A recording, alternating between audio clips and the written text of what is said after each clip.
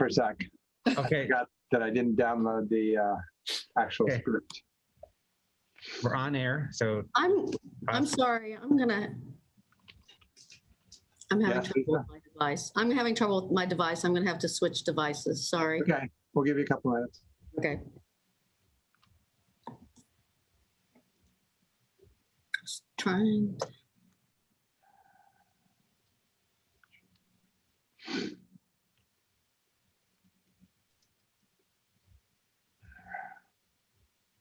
You look great, Aiden. Thank you. All right.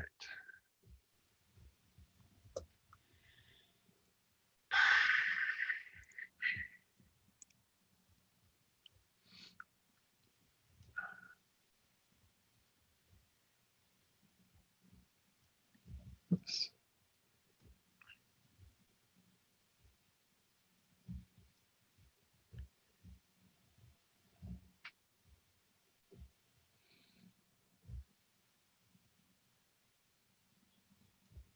Okay, as soon as Lisa's back, I'm ready.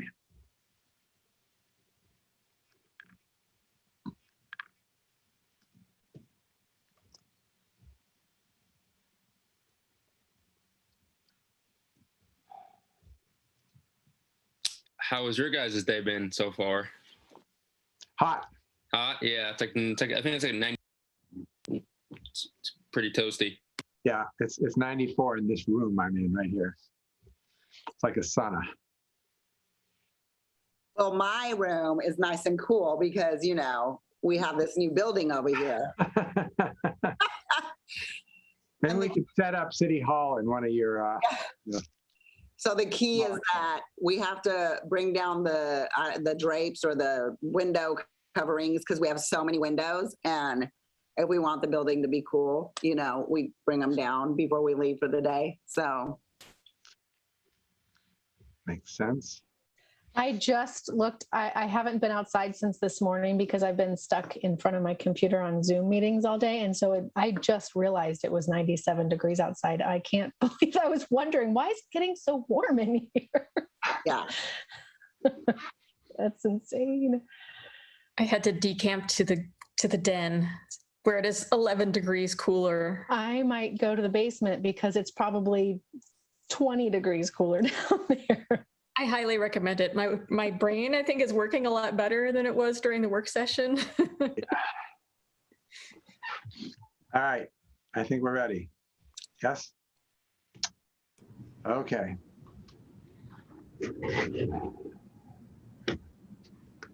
I call the 2,337th meeting of the Milwaukie City Council to order. This meeting is being conducted by video conference. The public has been invited to watch the meeting on the city's YouTube channel, Comcast Cable Channel 30 in city limits, or by logging into the Zoom video conference as an attendee. The public may submit comments in writing by email to ocr@milwaukieoregon.gov. There will be opportunities for the public to give oral testimony during today's meeting. When it's time to take public comment, staff will monitor the email inbox, the Zoom participant list, and the Zoom chat to see if anyone would like to speak. We'll take comments in the order they are received and seen. Spanish translation services are available upon request. The public is asked to request translation and other meeting accessibility services at least 48 hours before the meeting. Contamos con un servicio de traducción en español cuando sea solicitado. Se pide al público que solicite servicios de traducción y otros servicios de accesibilidad para reuniones por lo menos 48 horas antes de la reunión. Translation services are also available in other languages. The public is asked to request translation and other meeting accessibility services at least 48 hours before the meeting. If we are unable to continue the meeting, council will briefly meet off air to move unfinished business to the next council agenda. Please join me in the Pledge of Allegiance. I pledge allegiance to the flag of the United States of America and to the republic for which it stands, one nation, under God, indivisible, with liberty and justice for all. The city of Milwaukie respectfully acknowledges that our community is located on the ancestral homeland of the Clackamas people, In 1855, the surviving members of the Clackamas signed the Willamette Valley Treaty, also known as the Kaipuya, etc. Treaty, with the federal government in good faith. We offer our respect and gratitude to the indigenous people of this land. City announcements. The next First Friday poetry reading and open mic is this Friday, June 4th from 6:30 to 8 p.m. Featured readers are members of the Eugene Poetry Group. The open mic follows the reading. The 14th season of the Milwaukie Poetry Series continues with a reading by Paul Ann Peterson on Wednesday, June 9th at 6:30 p.m. The reading will be live streamed on the Lenning Library YouTube channel. The city's annual bulky waste collection event returns on the second and third Saturdays in June. Milwaukee's garbage and recycling collectors offer this curbside pickup for large bulky items that do not fit into the weekly collection containers. Please be sure to check the event webpage to find your collection date, which will either be June 12th or 19th. The Ardenwald Johnson Creek plant sale is coming up on Sunday, June 13th from 10 a.m. to 5 p.m. at 2 residences on Balfour Street. The sale is an annual fundraiser for the development of Balfour Park. Plants for sale include native plants, grasses, trees, shrubs, perennials, annuals, herbs, and veggie starts. For more information about each of these events and others, please visit the city's homepage, where you will find the city calendar at milwaukieoregon.gov. If you don't have access to the internet, please call the city's general number at 503-786-7555, and staff will provide you with the information you need or connect you with someone who can help. All right. Any other announcements, Lisa, anybody? No. Okay. Milwaukie High School Outstanding Student Award, which will be presented by our wonderful principal, Carmen Gelman. Awesome. So I'm excited to present Aiden Storm to you all. So Aiden is a great young man, and Aiden, he is just so well-rounded and involved in a lot of things. And so first, I'm just going to talk a little bit, Aiden, about what teachers say about you and staff say about you. And so you can hear these words from them. So Aiden is a driven young man who cares deeply for his peers and enjoys seeing his peers receive recognition. He works hard in the classroom and on the athletic field. He is a humble young man with a bright future and a heart of gold. That's from Coach Law. Aiden has been a joy to coach. And as a coach, I wish that I had 20 kids like Aiden. He represents what we are as a program on and off the field. Aiden is a leader, mentor, and has such high character. Congratulations, you deserve this award. Coach Ayo. Aiden is a super positive kid that would always make me smile. He is also really smart. He is attentive and perceptive, kind and respectful, a total delight to have in class. Mr. Knight. Aiden has been a wonderful student to work with beginning his freshman year. He made it into the top ensemble of wind ensemble and jazz ensemble as a freshman.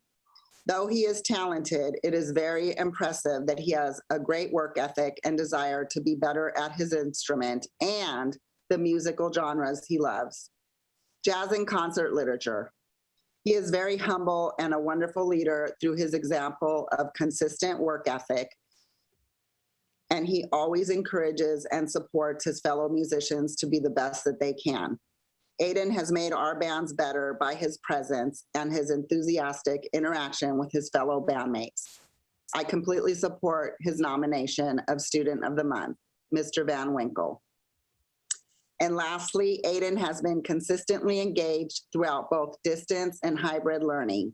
He connects ideas from multiple teachers and courses into complex ways of seeing the world and can drop the mic. I didn't do that very well. He can drop the mic with an explanation that leaves heads nodding along. Unlike some high school students, Aiden doesn't look around the room to judge his peers or look for their approval before unveiling his excellence. He elevates a conversation and then looks around to invite others to join in. Miss Trokey. So, and I only pick a few because we could go on. And so I just want to say that I'm so happy that you are in this school, Aiden, and that you are who you are. And for me as a principal, it's been sad to have a whole year without seeing my students, especially as they transition through their senior year and watching their growth and everything about them. And so I'm just really grateful that I had a little bit of time to spend with you. And you know, when I watch you play sports, whatever it is, like you're always so kind and supporting your teammates, and you always have a great attitude. And I've never seen you, you know, have any kind of attitude, really, if it's around playing time, no matter what it is, you just always give it your best. And I just appreciate you so much. You're such a great young man with such great character and just a wonderful example of what it means to be a Mustang. And I just appreciate you and thank you. Thank you so much. That means a lot coming to you. It really does. Thank you. You're welcome. So Aiden, tell us a little bit about your plans after school. Yeah, so I'm going to go to Clackamas Community College, try and save some money. And then I think I'm going to try and become a nurse, or like specifically a pediatric nurse. And so I'm going to try and get all my prereqs done at the community college and then transfer to, I know OHSU has a pretty good nursing program, or really anywhere, you know, to finish out my degree there and then try and become a nurse. Cool.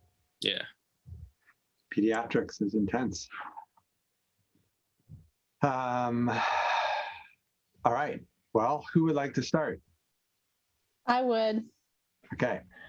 So, Storm, I know your parents are super proud of you, and I don't see them here, but it might be because they're on the softball field with Halsey and my daughter. So, disclaimer, Gabe Storm is my coach, is my daughter's softball coach. And I happen to know that the coaching, the coachability is sort of runs in the family. And so I don't think I've ever seen Aiden play, but I imagine that you approach the game the same way that your sister does. And that comes from pretty good coaching. Also, I just want to share, I have a question. Well, I have a couple quick questions for you. Is that COVID hair? Have you grown that out for COVID, or were you already working on that? And then I also want to know more about those pictures, those illustrations behind you. Yeah. So yeah, I'm gonna get a haircut soon because it's becoming a lot. But I've probably grown it over the course of quarantine. I just kind of let it grow out, and because especially for baseball, because it looks good in a hat, But once now it's basketball and I can't really see anything, so I'm probably gonna get a cut. And then so those I'm big in. I like comic books. I'm big into comic books, right? And so I think it was when I was like 17 now, so probably like 7 or 8 years ago. It was a First Friday event, and then they had this comic illustrator come down who had worked at, I think it was either Dark Horse or some other comic distributor. And he was doing free illustrations for people. And so he said, like, pick two or three like characters you like. And so right here is, so this is Batman right here. Obviously it's inverted, but it looks better when you can see it in person. And then this one, I can't reach that, but that one up there, that's Carnage from the Spider-Man, So yeah. Very cool. Very cool that there's that Dark Horse connection. And I want to share something with you just really quick. And I always get emotional because this is such a wonderful, like, just meeting these students is so incredible. And you all are leaders in your own ways, and so appreciated that you're members of our community. But if you choose to become a pediatric nurse, I will just say that you will have a huge champion in your corner, and a big fan. My daughter was born 2 months early and spent the first month of her life in the NICU. And those relationships and that responsibility that those nurses had for her care will never leave my heart. So if you do that, you will, it'll come with a great amount of gratitude and love from all of your patients and their families.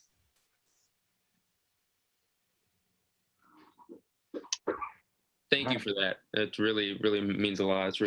It's cool to hear other people's stories like that. Thank you. I can go next. All right. Aiden, it's great to meet you and to hear more about you. I make this joke sometimes with students that I hear what your life is like, and I think, when do you sleep? Because it sounds like you are incredibly busy and doing a lot to give back to your community, which is really, really, really cool to see and hear. I'm wondering how you ended up deciding that you wanted to pursue being a pediatric nurse. It's a, like Counselor Falconer, I have friends who are pediatric nurses, and it's been an extremely rewarding path for them, but I'm curious what set you on it. Yeah, so originally I wanted to be like an engineer, and then I found out sophomore year, I found out I was really bad at geometry and stuff like that, and so that probably wasn't the right direction to go into. But I think it happened, it was a couple summers ago. It might have been the summer of my sophomore year, I think. Me and my dad were sitting down just talking about like career choices and stuff like that. And then I've always been pretty good at like talking, like just speaking to people and like being, I don't know, just holding a conversation, right?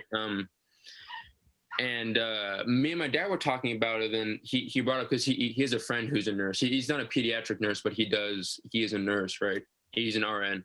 And so he mentioned that it's really, like you said, rewarding, and it's really just really good work to get into, especially young, and especially like being a man, right? Not fitting the stereotype of, that. And they said that men nurses they need them, they need to kind of thicken out their hospitals with them and stuff like that. So I thought it was a pretty good idea. And me and him I was either gonna go, we had decided on, he had brought up a couple options of just stuff to do, and I was kind of stuck, I didn't really know what to do.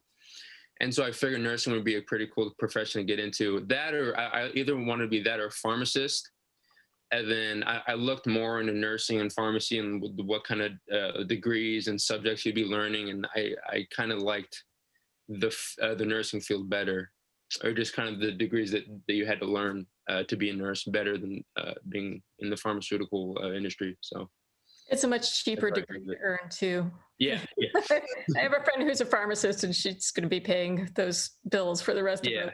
So, and exactly. Nursing will take you around the world. Mm-hmm. Well, a lot of my friends who are nurses, like the male pediatric nurse who's a friend of mine, started in the Peace Corps, and that's what set him into that work, and he's loved it. So that's funny, because my cousin was in the Peace Corps. He was in, I think it was Botswana for maybe a year and a half, 2 years, something like that. So that's kind of funny that you mentioned that. Yeah. Well, good luck. Thank you. Elisa? Sure, I'm happy to go. I was curious as to, there was mention of the wind ensemble and jazz ensemble, but no mention of what instrument you actually play. Yeah, I played I was practicing before this, actually. I played the alto saxophone, and this is what it looks like.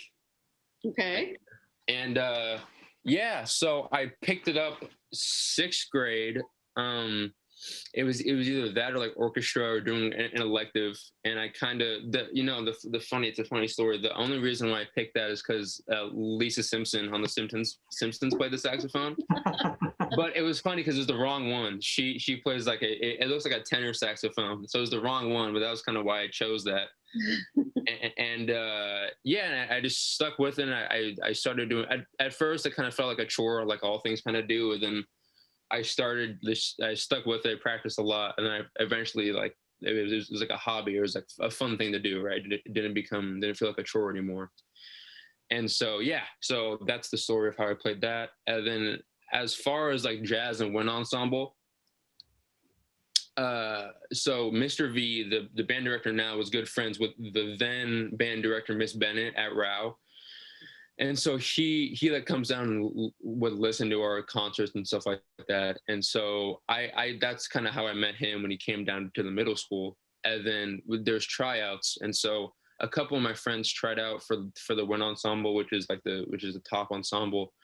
And then I just wanted to give it a shot. And then I made it, which I was kind of surprised by, frankly, but I was pretty rough, you know. But I made it there. And then jazz ensemble was something you could just forecast for. Like there was no audition or tryout. So then I did jazz. And then I've kind of blossomed into more of a jazz musician, like liking jazz more than the more traditional kind of like concert pieces. And so now I'm taking private lessons actually for jazz. And I'm going to try out for the Clackamas Community College Jazz Ensemble. Oh, great. There, and can continue with playing the saxophone. Well, that's great. That's what would be my next question is, would you keep it up? So it sounds like you've really grown to love it. Yeah. Yeah. No, that's great. That's great. I will also say to Counselor Falconer that I think we have Aiden to thank for the fact that that her daughter has Gabe as a softball coach, because I think Aiden is who got Gabe into coaching in the first place, right? You would be correct. Yeah, you coached me all the way through high school, and then he stopped because that's like an actual position, obviously. So yeah, he did a lot of fundraising for the baseball program and all of that. He really put a lot of sweat and tears into that, and I know that's because you loved baseball, and you knew that was your love. So that's great. Well, best of luck, and I'm glad to know you'll still be in the community. And when we're back to having First Fridays, maybe we'll see you having some art at First Friday. So. Thank you. Congratulations, man. That's really awesome. Aiden is a really cool kid. He's really dope. And, you know, like, listen, finding out that you want to be a pediatric nurse makes a lot of sense to me, because I've seen how you interact with your little sister when she was younger, even how you like hung out with my son when he was 3. And like, you just did it, you know, like most teenagers would have been like, no, I'm going to go hang out with my friends. And you just hung out and watched them and chilled. And like, I don't know what's going on with your basketball team, because you got two student of the months here, you know, the last 2 months. That's really awesome. But Aiden, you're such a cool dude. And I can't wait to see what you do in the future, because, you know, we sit in staff meetings and affinity group meetings, and I can hear you playing in the background when your mom's talking, and people are like, Nikki, what are you listening to back there? And it's just Aiden. He's practicing his saxophone, and it's really cool. And like I said, you're a dope kid, and you're gonna do great things. So thank you for all that you do. Thank you. Yeah, my mom always talks about, or because I always feel bad because she'll be like teaching downstairs, and then she'll go to like one, and I start to play, and then or like the infinity group meetings and stuff like that, and I start to play, and then she's told me sometimes where people have asked, what is that, and then she just says it's me practicing in my room, so it's kind of funny. It'd be really cool if Aiden could do a little boop boop real quick, 1 minute. I can play. Hold on. Yeah, Give us a 1 minute riff. Awesome. It's so cool that all of you know him, or a lot of you know him. Okay. All right.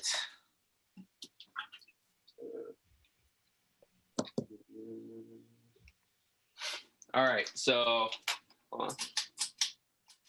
So this is the saxophone, and I'm gonna play a G, which is the tuning note. So it sounds like this. That sounds kind of weird because the fan's going. There we go. That's what it sounds like. And then I'll show you the lowest note I can play and the highest note I can play. So this is the lowest note. Pretty low. And this is the highest note. That's the highest note I can play. Oh.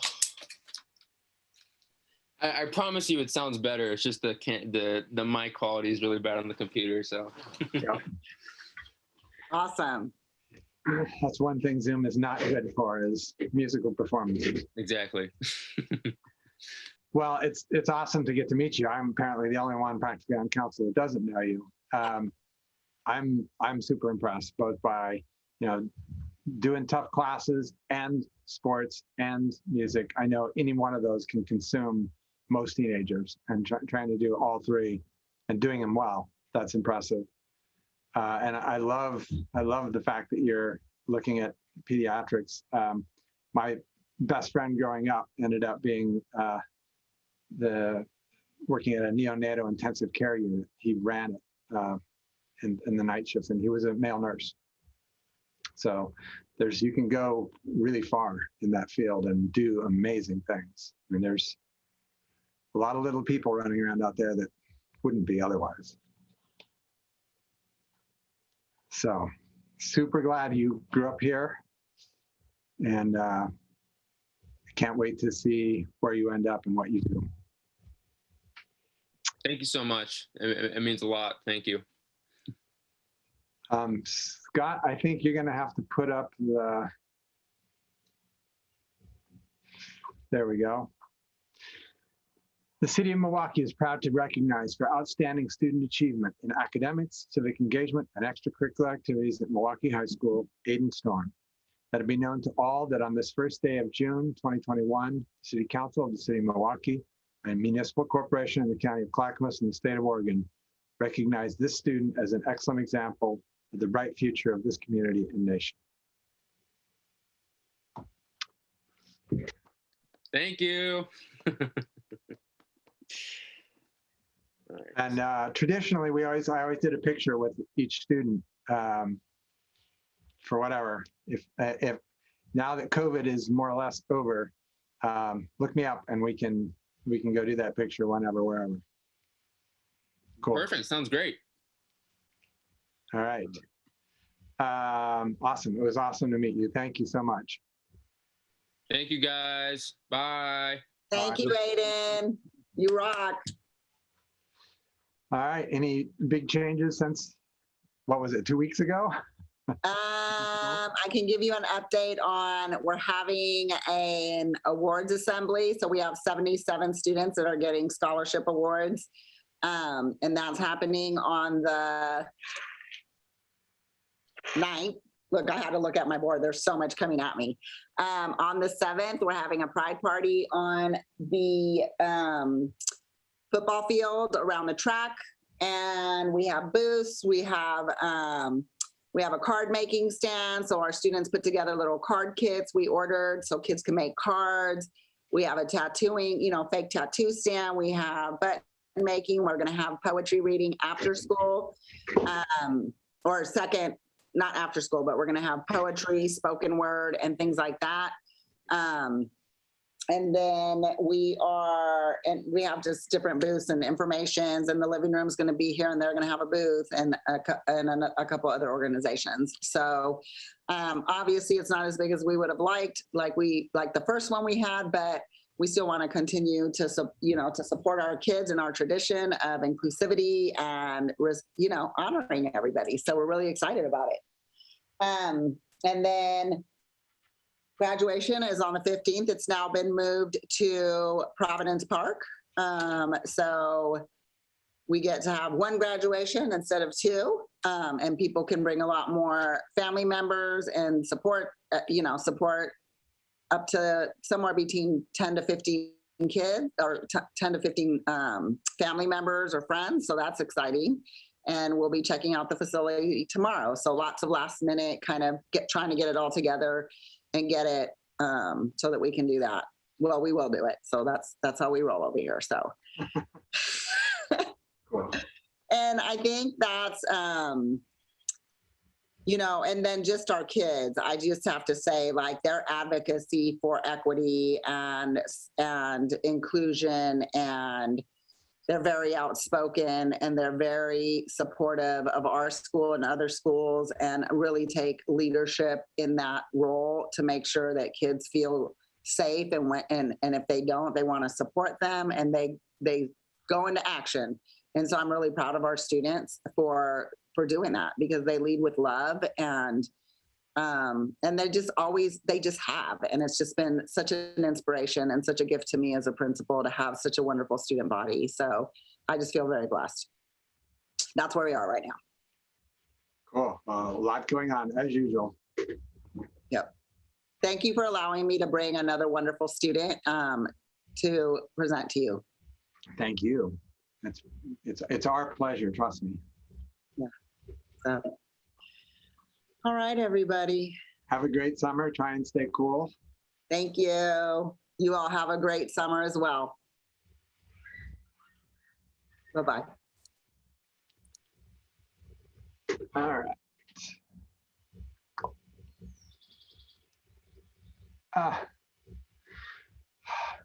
Okay. I think the next thing we have is proclamations. Is that right? My thing just screwed up. And it's the LGBTQ. Is that the first proclamation? Maybe the only one? Okay. And Angel, you were going to present that, right? I have, and it's usually we've also combined it with a conversation about an event. So we're not doing, we won't be participating in the large parade this year, but it's obviously quite important for us to mark the month and recognize our LGBTQIA plus neighbors and friends and family. And so we do that tonight with this proclamation. And as your queer council member, I just want to say, hi, I'm still here. And also call out that although we're not doing, as a council, participating in the big Pride March, I know that at least one neighborhood association is putting on a Pride parade of its own. And I hope that others are happening in other neighborhoods, because, you know, that's kind of how Pride began, as small and local. So we get to do that in Milwaukee in our own way in our different neighborhoods. So turn out. I know that the one in Island Station is going to be on the 26th. And I hope that other neighborhoods give you opportunities to participate and show your support and love and care for everyone as well. What time on the 26th, Kathy? I knew you were going to ask me that question. I can answer that. Hold 1 minute. I think it's at 9 o'clock. Is it? Pretty sure. I can get to Facebook and tell you for sure, but sounds like Lisa's on it. 1 p.m. 1 p.m. All right. And it'll go through Island Station and then through Milwaukie Bay. And I'm going to just take this opportunity to do a plug that if anyone else is interested in holding an event in their neighborhood, please just reach out to City Hall, and we are happy to help you get through any processing that you need and just lend some expertise after doing a few of these. So Ann Ober, you can just send me an email and we will address it. Thank you so much. All right, here's the proclamation. Whereas the fight for equality continues for lesbian, gay, bisexual, transgender, queer, questioning, intersex, asexual, and other historically marginalized members of our community, LGBTQIA+, and the responsibility falls on all of us to form a more inclusive and equitable society. And whereas June 28th, 2021 marks the 52nd anniversary of the Stonewall Uprising, 6 days of demonstrations sparked by the targeting and arrest by police of gay, lesbian, and transgender bar patrons in violation of their civil rights, an event widely recognized as the beginning of the modern gay rights movement.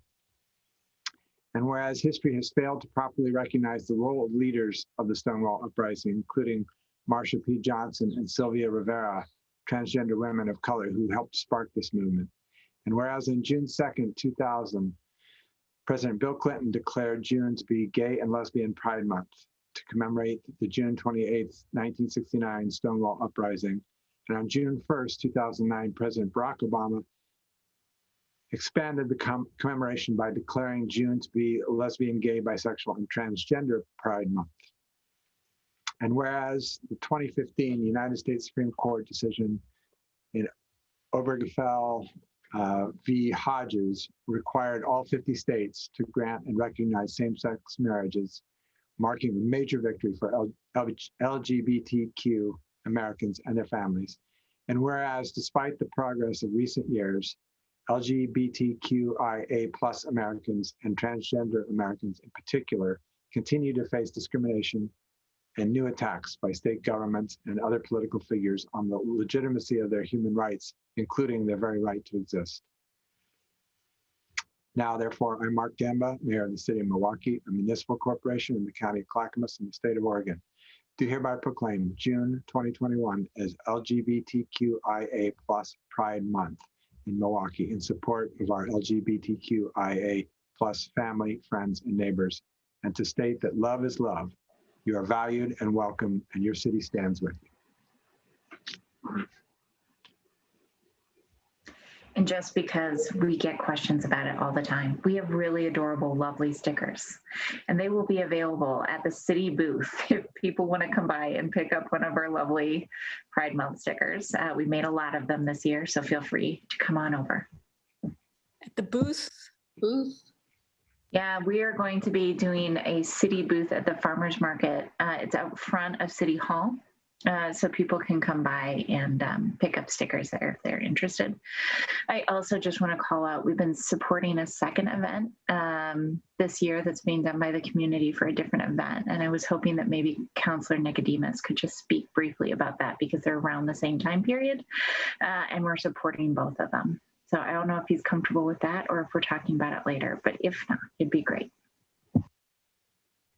I can briefly talk about it. So some community members wanted to celebrate Juneteenth, and so they've gotten together and had several meetings, and we're in the process of planning Milwaukee's first annual Juneteenth celebration.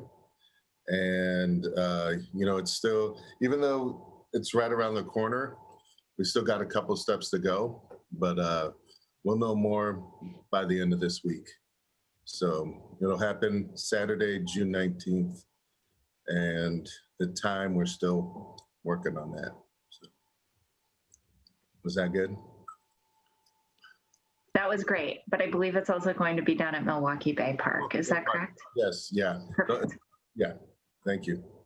And we'll make sure that we get information on both about some of these community events as they're coming up on our Facebook page if people want to find out more.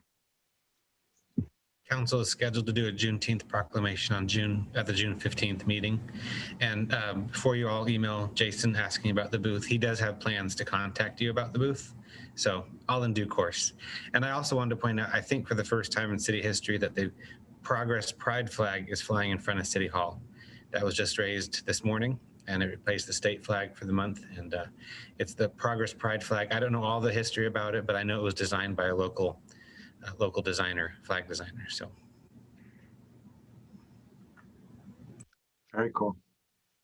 All right, our next item, special reports, city manager updates, discussion. This will be presented by our city manager, Ann Ober, our library director, Katie Newell, and our city recorder, Scott Saul. I think everyone is taking over for me today, actually. So I'm going to start with Katie, and then we'll go to Scott, and I'll close out. Hi, I haven't seen a lot of you in a long time. I saw Angel and Kathy at library board meetings, but that's been about it. So I still haven't met you, Desi. I'm Katie, library director. One of these days I'll get you over to the library. So I'm just doing a brief kind of recap of the past year, fiscal year 21. And we, in the 11 months, because today's June 1st, so we still have another month to go, we have added 954 new patrons. That's not as many as we usually do, but that's still a lot of people that have gotten new cards. And that doesn't include the electronic cards. Those are just regular in-person cards. So people love our library. We checked out almost 300,000 items, which isn't what we were doing back in 2018 before we closed and closed and closed. But I'm happy with those numbers because that means people are using us. Then we started curbside pickup in May of 2020. And we've been doing that. And then in March 15th, a year from when we closed last year for COVID, we started to do, we opened up our lobby and let people to come in, and we get the holes, we check them out. And then we set up the community room so people have a browsing area for both children's and adults. The self-checkouts are in there. They check out and then they can walk out the door. So it's been very safe. We're behind shields. Everybody wears masks. We all sanitize. We have hand sanitizers, and, you know, a big shout out to our facilities department for getting all of us up and prepared to have public come in. So we've really kind of enjoyed it. I mean, because we're kind of social people, so we like our patrons coming in. Moving forward, we are going to close the library on Monday, June 21st, to rearrange all this furniture that we've, you know, we call it our COVID decor, and we need to make it look presentable again. We're going to probably move chairs out of the way and have basically tables, everything, so that on Tuesday, June 22nd, we can open our doors and let people come into the whole library, except for like the community room, because that's where we're going to have to put the furnitures and the bins and the things that we've collected during COVID time. So we will be open our same hours that we're open now, which is Monday through Saturday, 10 to 5:30. You will be able to come in. We're going to limit the number to 40. And at a time, we have these like really lame clickers that go up and down, but that will work. And we will also try to limit it to 30 minutes, but we are not going to be walking around with stopwatches on everybody. That's, you know, we're going to let people come in. We're going to start out everybody wearing masks, both patrons and staff. And, you know, this is, you know, the city guidelines that we're following to do that. And then on Thursday, July 1st, we're going to resume our evening and Sunday hours, so that we'll be open the full weekend, and also be open Monday through, well, it's weird hours. Monday through Thursday, we're open 10 to 8.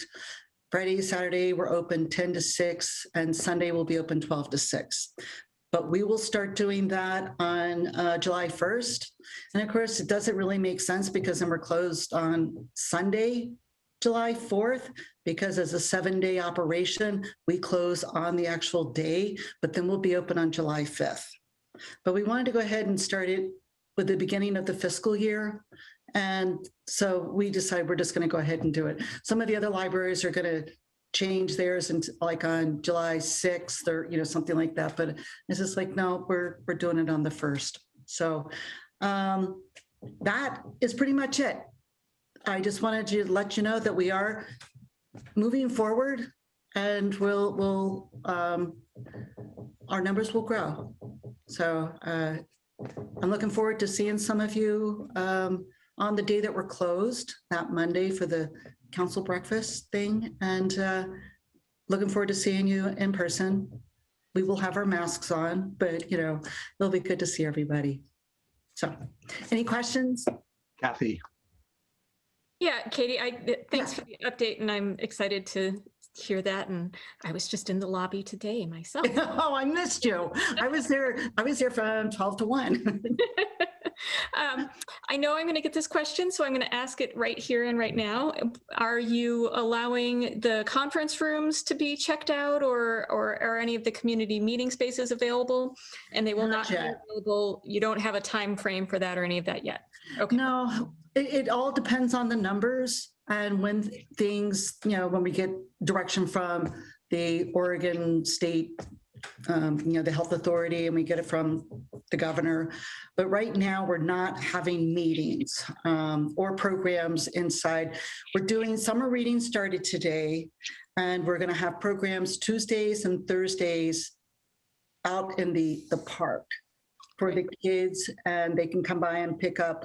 You know, we have the free lunch on Thursdays. I think that starts, that's July and August, but we'll be doing things like that, but we're not going to have in-person story times yet. We're trying to keep everybody safe. And we just we're playing the waiting game. Yeah, great. So all of that I told you might change by the time the 21st comes along, and then you'll find out the 22nd, all of this has changed and we're open completely, or, we don't know. So this is the plan today. Thank you for trying to stay as nimble as you can. I know it's crazy making. Well, and I just want to thank Katie. I think I said it about 6 months ago, but the library staff has actually had to do be more elastic. We'll say they've had to be more elastic through this. So we have opened, closed, really opened, really closed, opened, and then closed, and then opened again. So she has been through this with her team in countless ways. And that they are some wonderful, lovely human beings who have really rolled with this throughout the last 18 months. And I really appreciate it. So please thank everyone for me, Katie. I hope this means that we are getting closer to no more closures, just maybe more rollers out and maybe a little back and then a little forward. We'll see, but they've been great. Well, I was looking at the calendar, trying just to get some of the dates in my head straight. And I was just like, oh, yeah, we closed for the fires. Oh, yeah, we were closed because we lost power for a couple of days. Oh, yeah, we were closed because of the winter storm. It's like, wow, I forgot about those. You know how you kind of like put those bad things out of your mind? They were completely out of my mind. So thank you. Thank you all. And now it's up to Scott, I think. That's up. Thank you, Katie. Thank you, everyone. Just a quick update in the spirit of returning to in-person. I'm very happy to report that thanks to a really good working partnership with Brandon Gill and our IT department, we have technology in the building, and we are starting to test it, predictably hitting road bumps, figuring out how not to get feedback in chambers, but we have it, we're working on it, and we're going to be doing testing. Councillor Heisey, I remember your request to do testing, and you'll be getting invitations between now and the study session in July. So I just wanted to give you an update that we are marching towards that. We're aiming to be July 13th. I know part of that may yet to be determined as to what that means. Does that mean councils at the dais with masks on, or what? And that is still being to be resolved. But we're marching towards something, and we're keeping to the deadline that council asked us to do of the mid-July study session. So that's really the update I have on that front. We're marching towards that. And I think that my update is the last piece of this, which is right now the city is not checking public vaccination cards. When people come in, we're asking that everyone wear a mask. So as we get closer to the meetings, we'll talk to council about what protocols you'd like to have in place going into a public meeting. But we are, just for the public watching tonight, planning on being in person on the July 13th meeting moving forward. If you decide you want to stay home, but you would like to participate and give public comment, that is the piece that Scott's talking about, where we think that we have a solution that will allow for people to actually interact from home from a TV screen. So we're excited about it. I really appreciate the team working on finding the solution. But we will get something to council probably at the third meeting in June that outlines what we would recommend as the protocol, so that you all can weigh in if you have any thoughts that are different than those. We're trying to match them to the state's guidelines right now. And because we don't want to make the public uncomfortable, we don't feel comfortable asking for vaccination cards to prove status. Perfect. Thank you. Well, it's super exciting that we're going to get to have people back in that beautiful new building that was open for all of 3 weeks or whatever it was. All right. Community comments. This is the part of the agenda during which council will hear community members' statements regarding city business. Those wishing to speak, please raise your hand or indicate you wish to speak.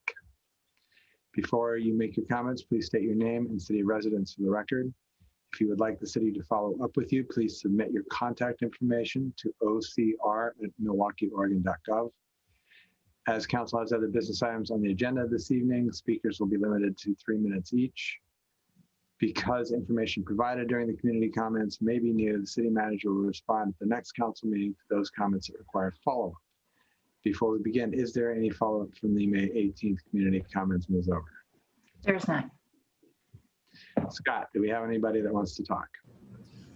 I have no emails, Mr. Mayor, and I don't see any hands raised or comments in the chat.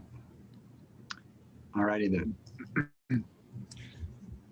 Tonight's consent agenda includes minutes of the City Council May 4th, 2021 work session, May 4th, 2021 regular session, May 11th, 2021 special session. A resolution appointing Joshua Freeman and Allison Johansson to the Arts Committee. A resolution appointing Aaron Maples to the Public Safety Advisory Committee. A resolution terminating a utility easement in the Binnen Oaks development. And a resolution approving the project goals for the TriMet remnant lot, also known as the Sparrow Site. Does any member of council wish to remove an item from the consent agenda? I would like to remove item E, please. Okay. That's Anything the else? Sparrow. I was going to make the same request, actually. So Okay. Then would one of you like to make the motion for the rest of it? I move to approve the consent agenda minus item E. Second? It has been moved and seconded to approve tonight's consent agenda minus item E. Is there any further discussion? All those in favor? Aye. Aye. Opposed? None heard or seen. The consent agenda minus E passes unanimously. Item E, ladies, what would you like to talk about? I just noticed that the language was a little different than what we had discussed, and I believe our Assistant City Manager, Kelly Brooks, is prepared to offer a correction. I am.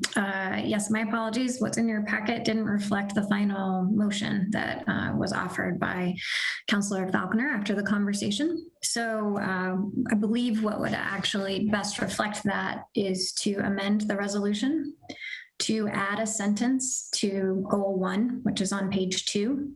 And that sentence is, consideration will be given for units that serve households earning 80% or less AMI if it would result in additional 0 to 30% units. And Scott, I can read I can read more or less depending on what you need from me, but it's adding that additional sentence to goal 1 on the second page. I think you satisfied the need to put it in the record. So goal 1 is on the first page on my version. Am I not seeing?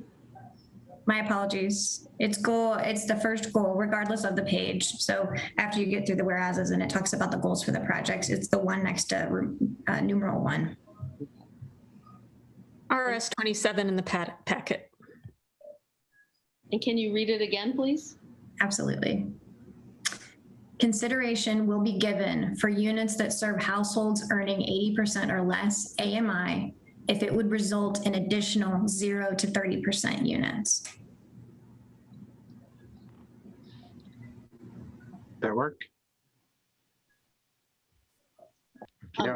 That's not the issue I have. Okay.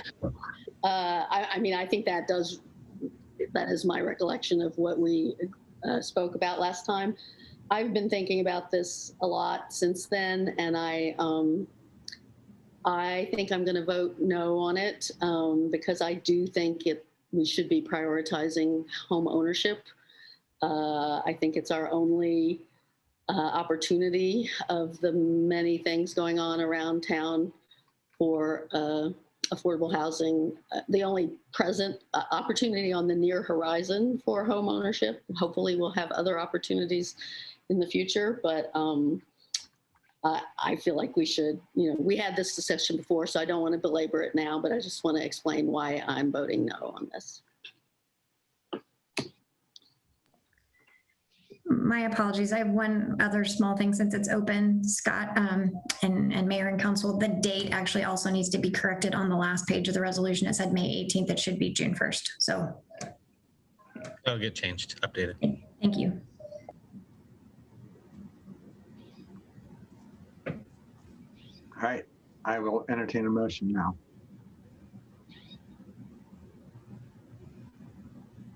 I will move to approve a resolution approving the project goals for the TriMet remnant lot, also known as Sparrow Site, as amended, as read, with the amendment as read by staff, and as well as the date correction. Second. It's been moved and seconded to pass resolution approving the project goals for the TriMet remnant lot, also known as the Sparrow Site, as amended by staff. Is there any further discussion? All those in favor? Aye. Aye. Aye. Against? Aye, nay, whatever I'm supposed to say. Okay, the motion passes 4-1.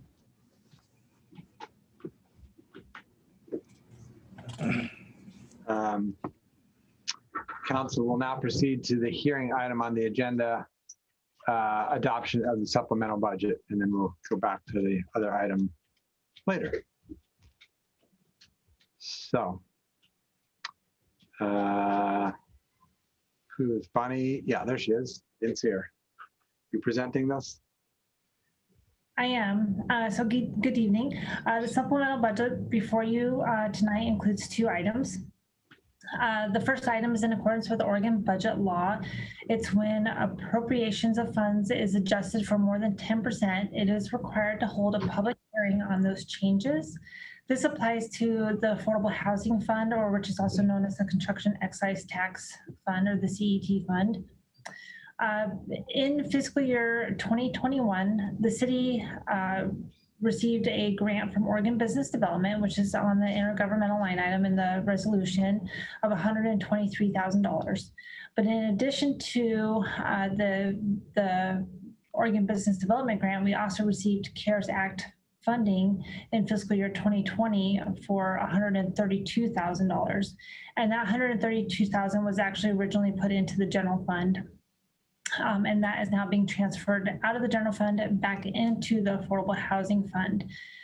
The CARES Act dollars was for the both business relief grants as well as rental assistance, but the combination of the 2 grants is $255,000, which exceeds that 10% change in the fund for appropriations and therefore requires the public hearing. The second item that is covered in this resolution is the remainder of the CARES Act funds. And those funds received were $1,027,000. And those were spanned over fiscal year 20 and 21. So during fiscal year 2020, the finance staff worked closely with Marina Company, our financial auditors. And we deposited all those CARES Act funds into the general fund until the audit was complete. And the purpose of this allocation was to make sure that it was the most efficient way to pull back out those funds if we had to pay the CARES Act funds back to the state or to the federal agencies. Because as you know, during the time, the risk of potentially having to pay that back was fairly high, as we had very limited guidance. But then during fiscal year 2020 and the conclusion of the audit that was done just in March, we received no findings, and therefore we received word from our auditors that we can absorb those funds back into the city. So in other words, the CARES Act funds were really essentially treated as a debt or a loan until they were considered forgivable. And then at the time the audit was passed and we received no findings, we were now considered to have those funds be forgiven. So this resolution really takes the CARES Act funds and it takes it from the general fund and then reallocates it back to the appropriate funds that it needs to go into.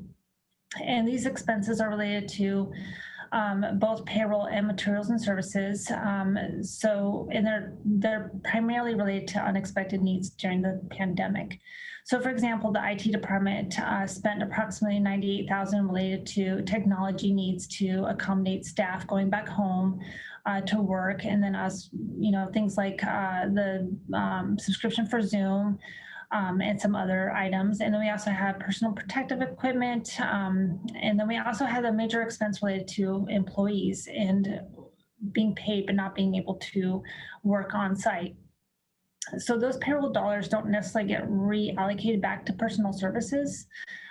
into the funds because it was already budgeted, but it's now being transferred to be used as a means to get other work done. So, for example, the transportation and the utility funds, there's during the pandemic when employees were sent home and they couldn't work in the very beginning, we are now going to bring in seasonal employees to make up for that lost work that was not being able to be done. So the allocation of those funds was related to personal services mainly, but we also have allocation of funds that related to the contingency that we talked about during our last financial planning update in the study session about a month ago. And then we also have additional money going back for and bringing employees back into City Hall and the city offices.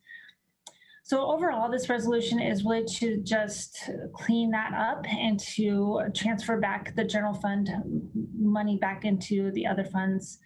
But I'm happy to answer, get into more details of those actual allocations if you like.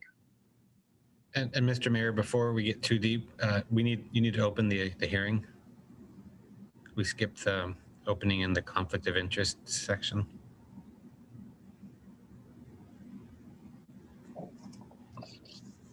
Top of page 6 of the script. You're muted, Mayor. Thank you. Sorry, I'm having mouse issues. So my trying to move around on all these pages is getting. All right. The public hearing on the proposed supplemental budget for the 2021-2022 biennium is called to order. The purpose of this hearing is to take public comment on the proposed supplemental budget. Does any council member wish to announce an actual or potential conflict of interest? Nor do I. None seen. All right. Now I was supposed to introduce Bonnie. Did you have more? I don't. Okay. Have we received any additional correspondence on the topic? No. I have not seen any. Does anyone wish to comment on the proposed supplemental budget? I do just want to make one clarifying point. We've talked about 2 different grants. So this is the CARES Act, but it is not actually the ARPA funds that came out this past year. And I did just want to let you all know, we ended up with about $400,000 more in ARPA funds than we expected. So that conversation will actually come to you with even better news than the 4.2 million.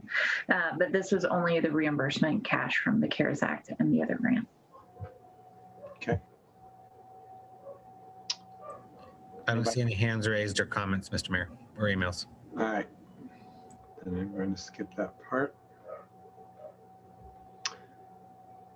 Does council have any questions for staff?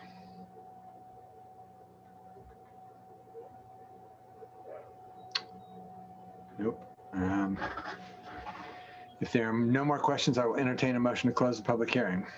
I move to close the public hearing on the proposed supplemental budget. I'll second.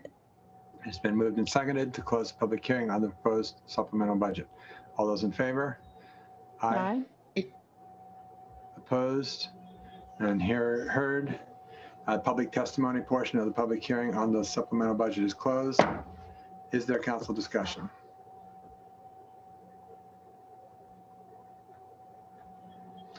Is council ready to vote? Okay, I will entertain a motion.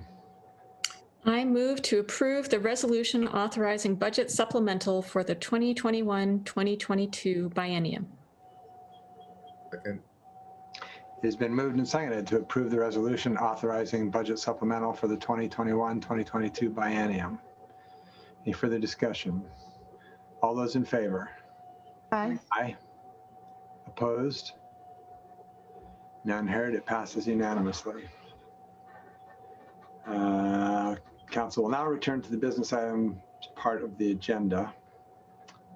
The next item is the Housing Emergency Declaration and Adoption of the Permanent Renter Protection Measures Resolution and Ordinance.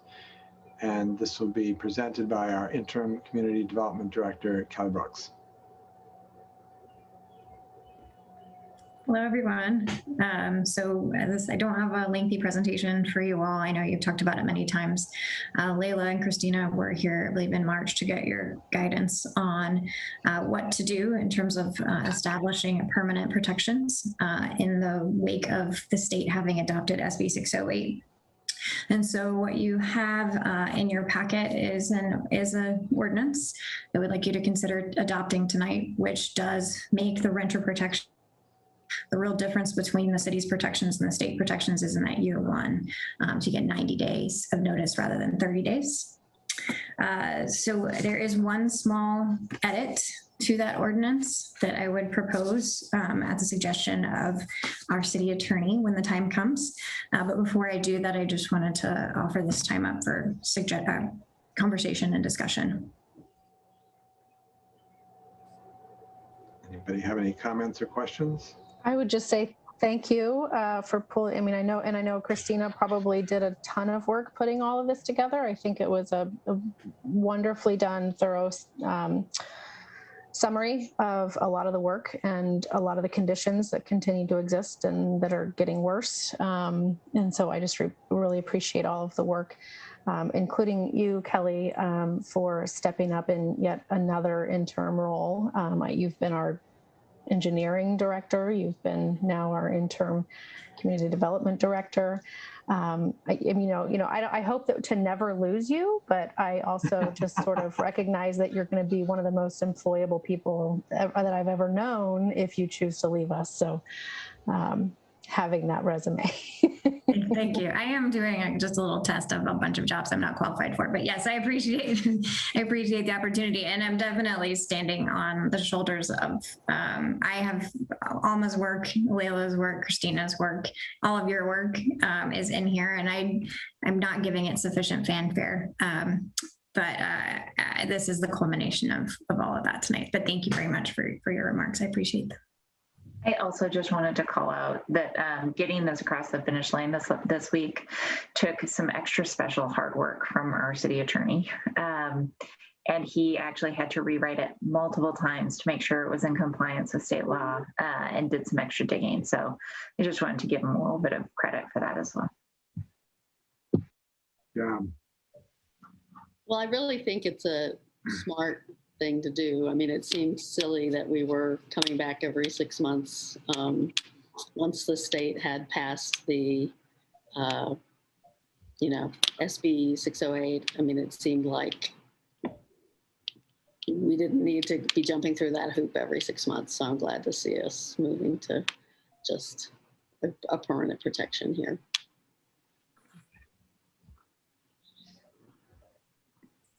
Are you all ready for the one edit? Sure.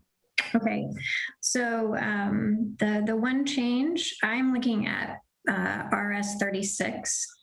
It's the 6th whereas statement, which starts the Residential Landlord and Tenant Act. That right now reads, the Residential Landlord and Tenant Act, Oregon Revised Statute, Chapter 90, allows for no-cause terminations of month-to-month rental agreements within 30 days notice during the first year of a tenant's occupancy, and with 60 days notice after the first year of occupancy. We want to delete "and with 60 days notice after the first year of occupancy" because that's no longer consistent with SB 608. And that also means that in the next whereas statement, the city council has determined that 30 or 60 days is not adequate time.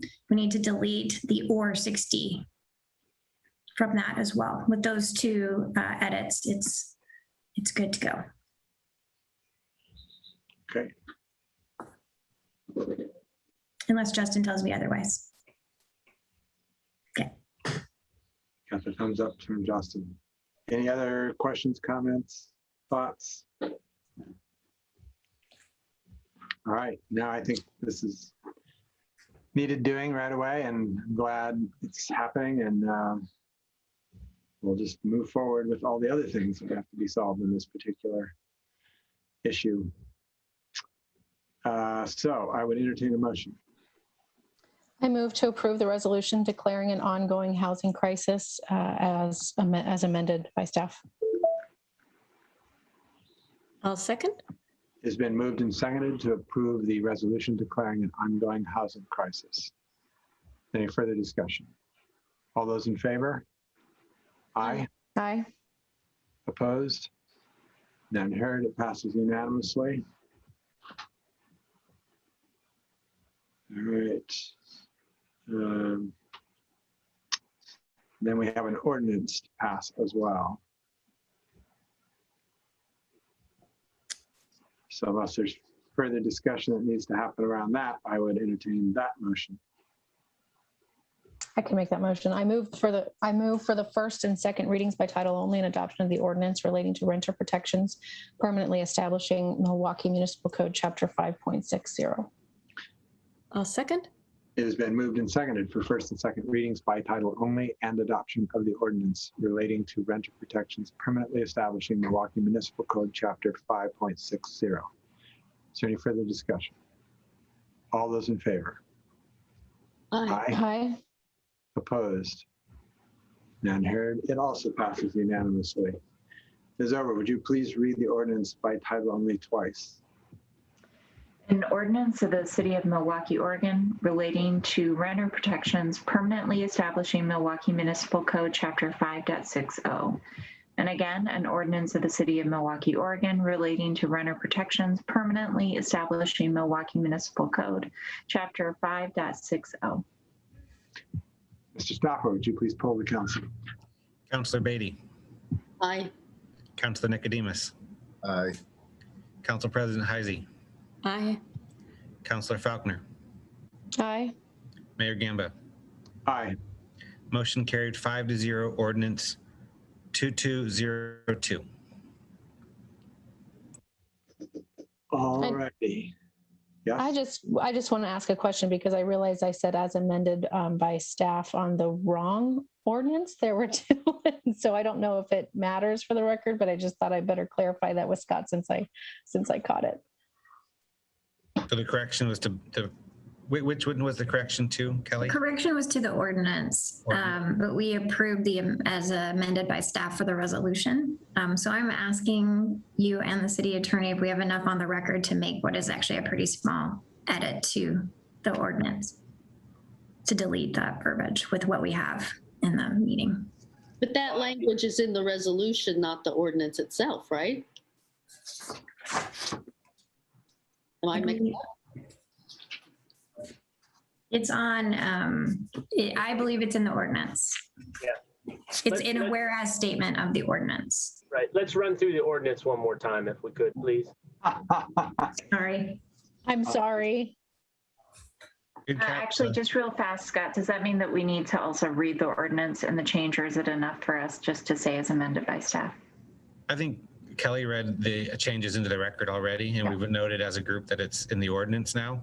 But I agree with Justin. I'm sorry it's the laborious one that we have to do all the hoops, but it's probably best to catch this now. Thank you for catching it. All right, I will entertain a motion again. Take two. Angel moved if you want to skip Yeah, that. it's the renter protections. So I move for the first and second readings by title only and adoption of the ordinance relating to renter protections permanently establishing Milwaukie Municipal Code Chapter 5.60 as amended and read into the record by staff. I'll second. It has been moved and seconded for first and second readings by title only and adoption of the ordinance relating to rental protections permanently establishing Milwaukie Municipal Code Chapter 5.60 as amended and read into the record by staff. Is there any further discussion? All those in favor? Aye. Aye. Opposed? None heard. It passes unanimously. Ms. Ober, would you please read again the ordinance twice? An ordinance of the City of Milwaukie, Oregon, relating to renter protections permanently establishing Milwaukie Municipal Code Chapter 5.60 as amended by staff. an ordinance of the City of Milwaukie, Oregon relating to runner protections permanently establishing Milwaukie Municipal Code, Chapter 5.60 as amended by staff. Great. Mr. Stoffer, please poll, Council. Councillor Beatty, Aye. Councillor Nicodemus, Aye. Council President Heisey, Aye. Councillor Falconer, Aye. Mayor Gamba. Aye. Motion carried 5-0, ordinance 2202. All righty. Our next item is the Central Milwaukie Bikeway connection. This will be presented by our Associate Planner, Brett Kelver. Good evening, Mayor Gamba, councilors. I'm Brett Kelver, Associate Planner with the City of Milwaukie. Good to be with you this evening.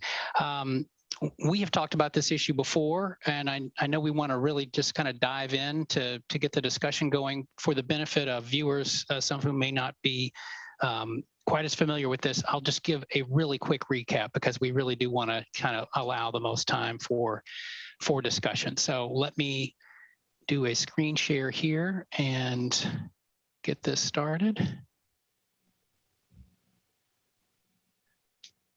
All right. So the Central Milwaukie area, as we're defining it for this project, it kind of is at the intersection mostly of 32nd Avenue, Harrison Street. It includes the Providence Milwaukie Hospital, the Hillside Manor, Clackamas County Housing Authority site, as well as the currently vacant Murphy site. The purpose of this project has been to try to identify a connection running north-south through this area from 29th Avenue, where we have the current end of a neighborhood greenway, to the Monroe Greenway that's being developed and implemented as we speak at the southern end of the area. So the purpose is to find a safe route for bicycles to get through this area. Wherever we make bicycle improvements, it's usually helpful for pedestrians as well. But I just want to highlight that, you know, pedestrian improvements themselves, and there are other needs in this area. We've heard that mentioned in your discussion before. There are certainly other pedestrian needs. And just to be clear, this is not intended to be a substitute or, you know, something being done in place of pedestrian improvements. But the focus, to be clear, is on trying to provide a safe bike route through this area. And part of the impetus for this was knowing that there are several what we've been calling opportunity sites in this area. Obviously, the Hillside Manor site, which you're familiar with because of the planned development proposal that they brought forward recently, that is going to be redeveloping with many more housing units there. We also expect at some point in the future the Murphy site will redevelop, although, you know, plans are less clear there.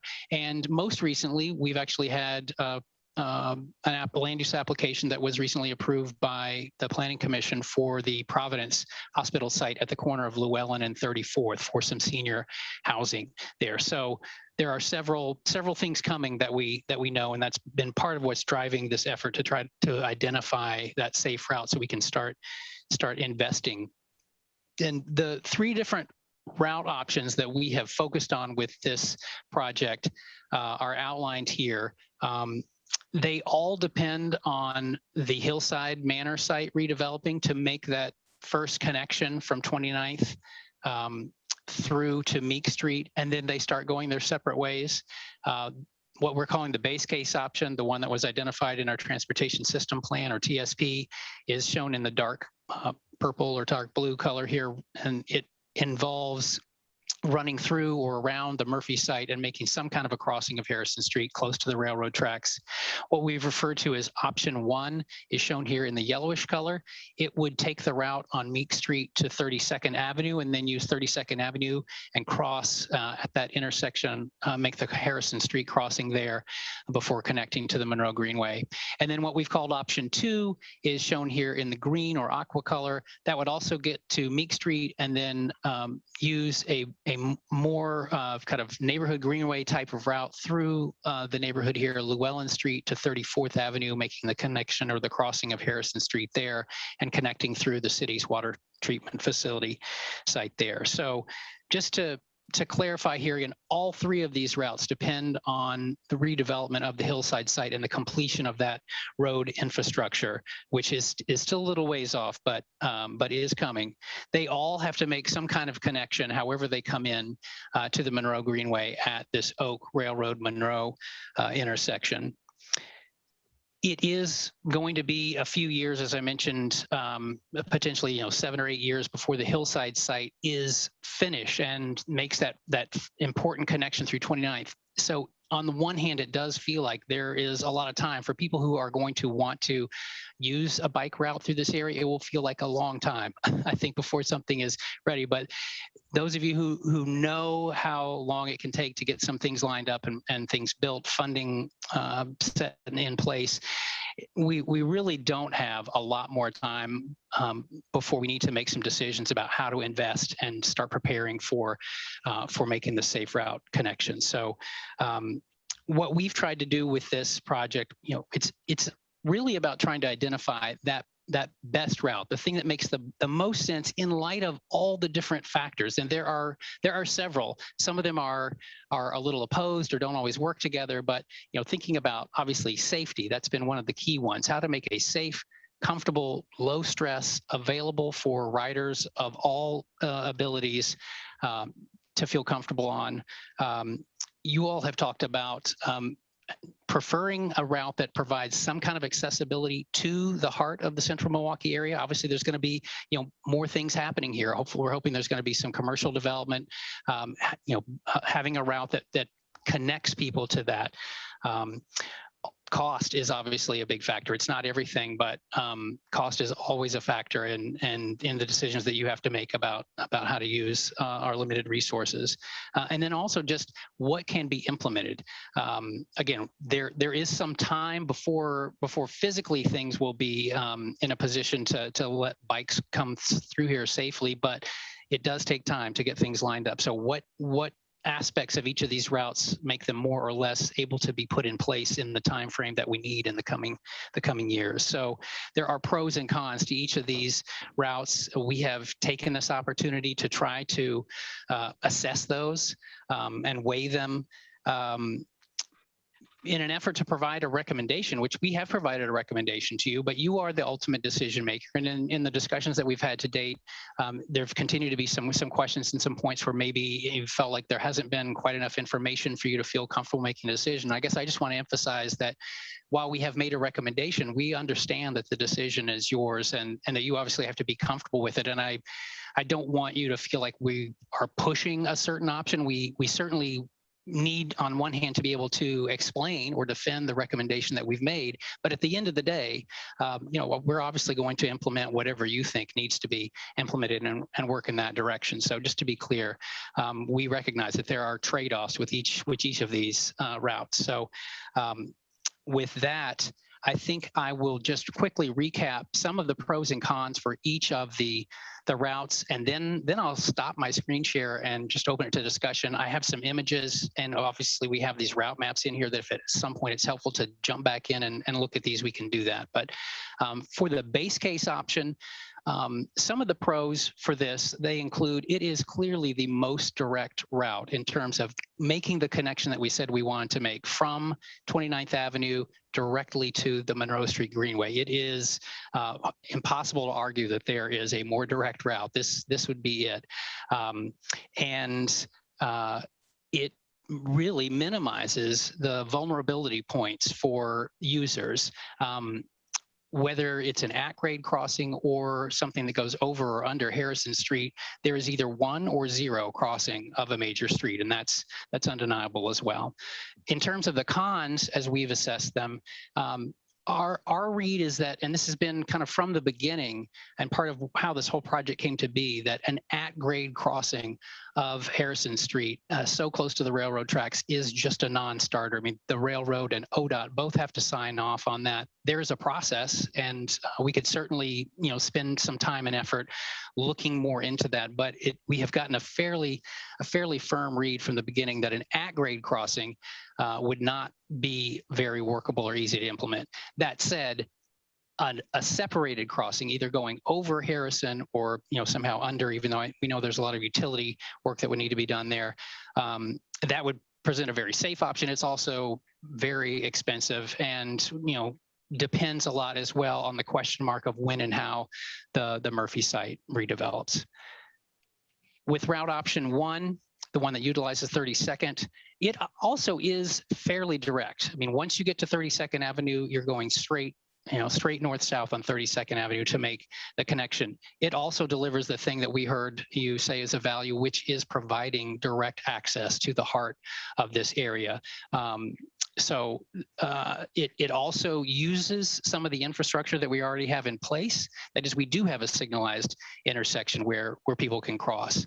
In terms of the cons on this, there's still a feeling that crossing of Harrison at 32nd, while it's not the most enormous intersection that any of us have ever seen, it's still a very busy intersection with a lot of different competing movements happening. It would require significant changes to that intersection by either widening it to provide more space for the facility that we would want to have to make people feel safe, or maybe restricting the vehicle portion of it, which will affect the performance for vehicles of that intersection.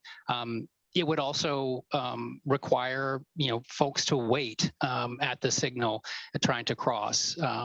So there, you can probably would be able to activate a button to let the signal know that you're there, but you're still going to be waiting like the other vehicles there to cross. And so the sense there is it also will feel, in terms of that neighborhood greenway feel that we're looking for, it's not quite delivering that. And there are still the complications depending on whether you try to use the east side or the west side of 32nd. There are some more potential conflict points there. I just have a couple of images to go along with this, just kind of to zoom in to show you the aerial view of the intersection.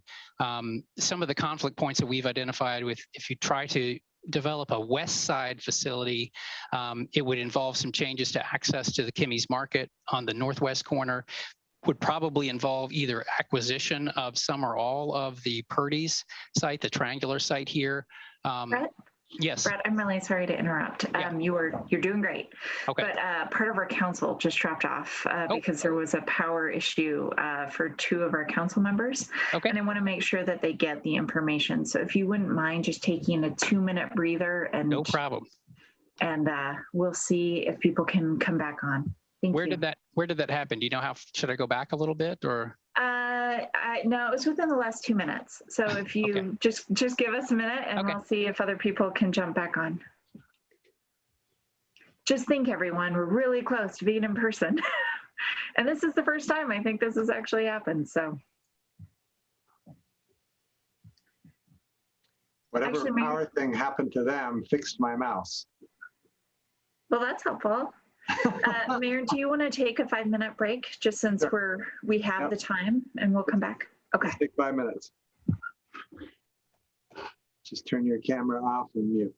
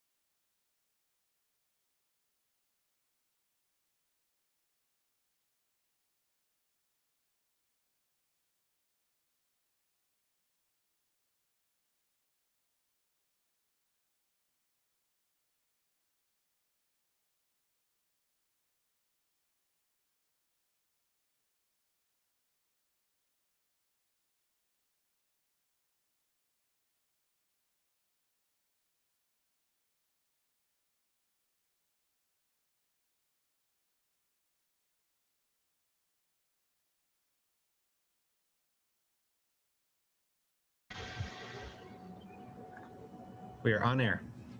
All right, Brett. Thank you. I would just ask maybe for the counselors who got dropped out, do you remember where we were or what I might have said when? You were given the pros and cons of the first one. Was I out? Had I gotten to this option one? You were on, no. Okay. Still talking about the crossing. The base. Okay. I was here at the base case. Yeah. Okay. Okay. I was, just to quickly recap the pros for this route. I was saying that, acknowledging that it's very direct. It's the most direct connection from 29th Avenue to the Greenway. It also absolutely minimizes the crossing, the vulnerability of crossings by only crossing Harrison Street. And then on the con side, was acknowledging that from the beginning, and one of the instigators of this project was a sense that an at-grade crossing of Harrison Street was going to be a very, very hard sell with the railroad, with ODOT.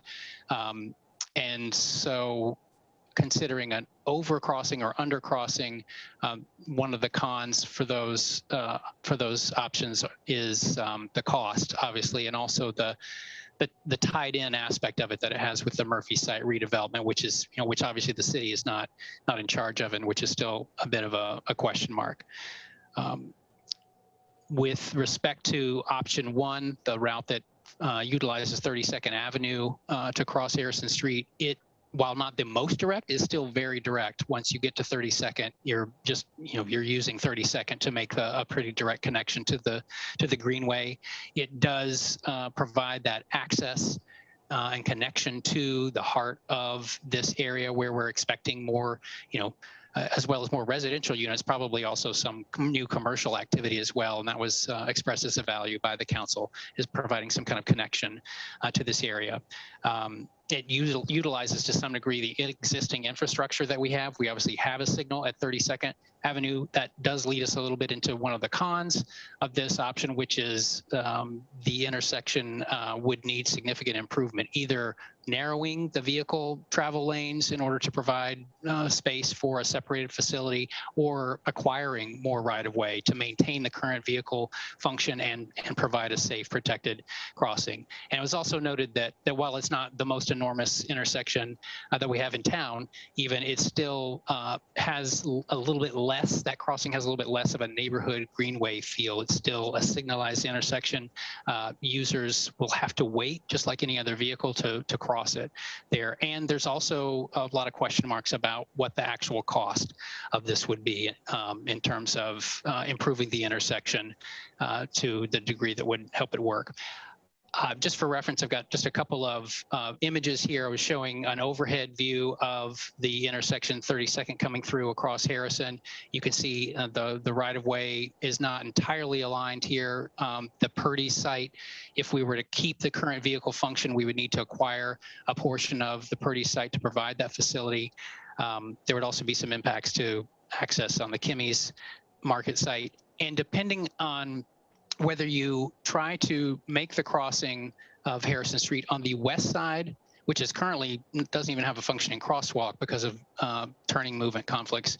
If you try to use the west side, you've got those challenges of needing to either acquire more property or reduce the vehicle function of the intersection. If you go to the east side of the intersection, you would have some impacts on the existing Harrison Plaza here in terms of a need for right-of-way acquisition. The city is obviously in control of the public safety building. If you wanted to try to acquire some additional right-of-way for a facility here, but again, depending on whether you're on the east side or the west side, that impacts as well whether you end up with another crossing of Railroad or Oak to connect to the Greenway. And in case it's helpful for future discussion this evening, here's a shot of the intersections here on 32nd coming southbound to the intersection. So Kimmy's Market is over here to your right, kind of across the intersection is the Purdy site. PSB is kind of behind the tree here. And finally, route option 2, some of the pros that we identified are that this also does provide some of that connectivity and accessibility to the central Milwaukie area that we talked about.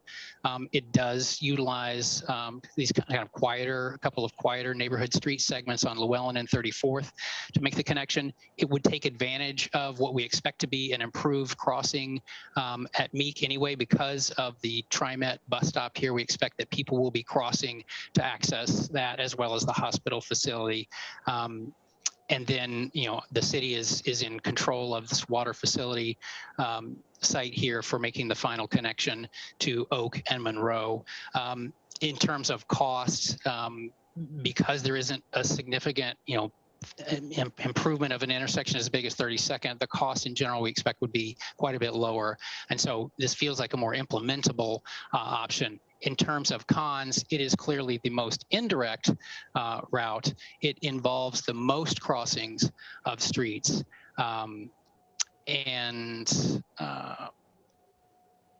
Yeah, so a view here, this is of Harrison Street going westbound, so towards downtown at 34th. So just a little view of where we're talking about the Harrison Street crossing here.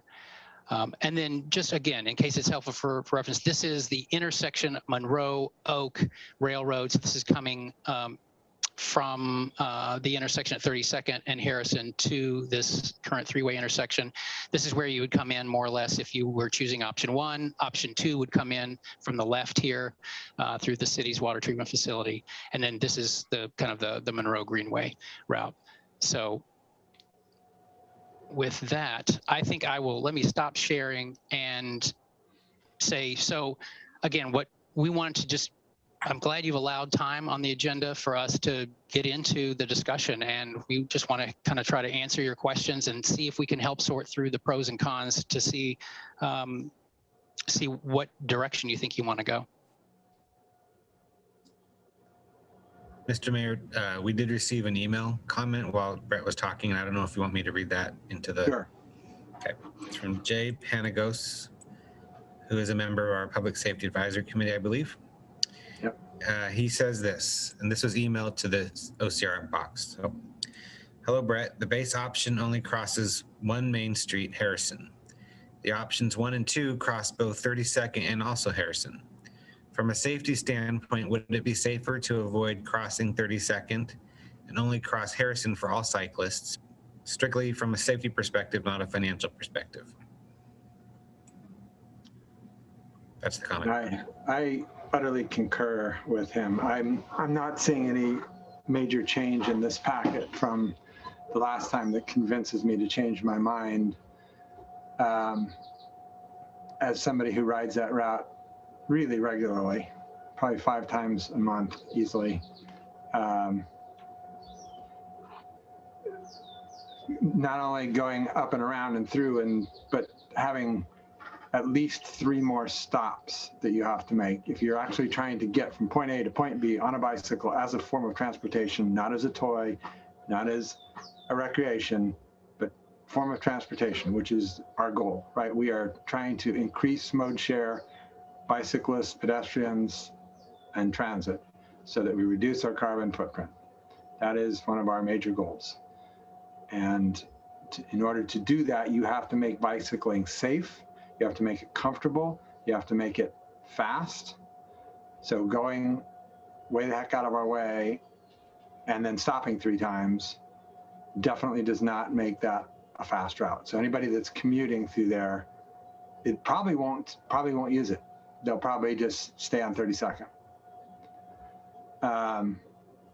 So, you know, this is the sort of business as usual answer. Oh, this is a problematic intersection. Just get the bicyclists the heck out of it, right? Instead of actually solving for prioritizing bicycles, or at least putting them on equal footing with automobiles. I know it's not going to be super easy. I recognize that Purdy's is pretty tight to the right of way, but I still think that a separated path on the west side of 32nd is the most elegant of all the solutions. And people are not supposed to be turning right on red at that light anyway, but they do it all the time. People going south on 32nd. So changing that intersection to where it doesn't have people that can get ahead of people sitting there waiting to go straight so that they can't turn right on a red. I mean, I don't know. Obviously, smarter people than me can figure out how to make it work. But, you know, 3 crossings, first crossing 32nd, then crossing Harrison, and crossing Harrison at a place that people are not used to seeing a bunch of people crossing. And then coming down and crossing Railroad again to get to whatever, Oak or the Monroe Greenway. It's just, it's about as inelegant as you could imagine it, in my opinion.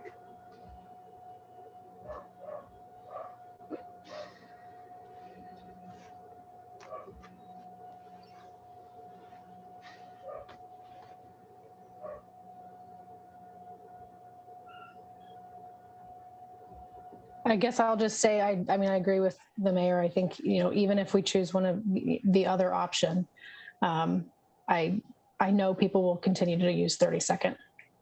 It's the most, it's what's available now. It's what people are used to.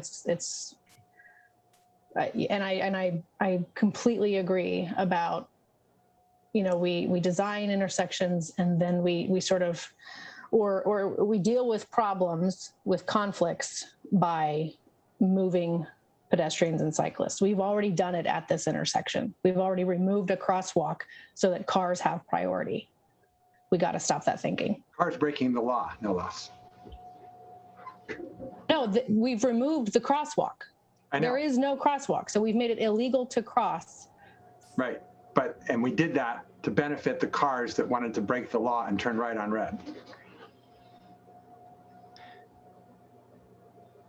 So, yes. Let me pose just a question or two here. So one would be if you knew that the cost of choosing option 1 was potentially the same cost as choosing the base case option, would you go for the base case versus option 1? Yes. If you can, you know, that's just that much more direct. That's that less time that cyclists are next to traffic. There's all the advantages are. The only reason we're in this conversation is the bloody railroad. That's it.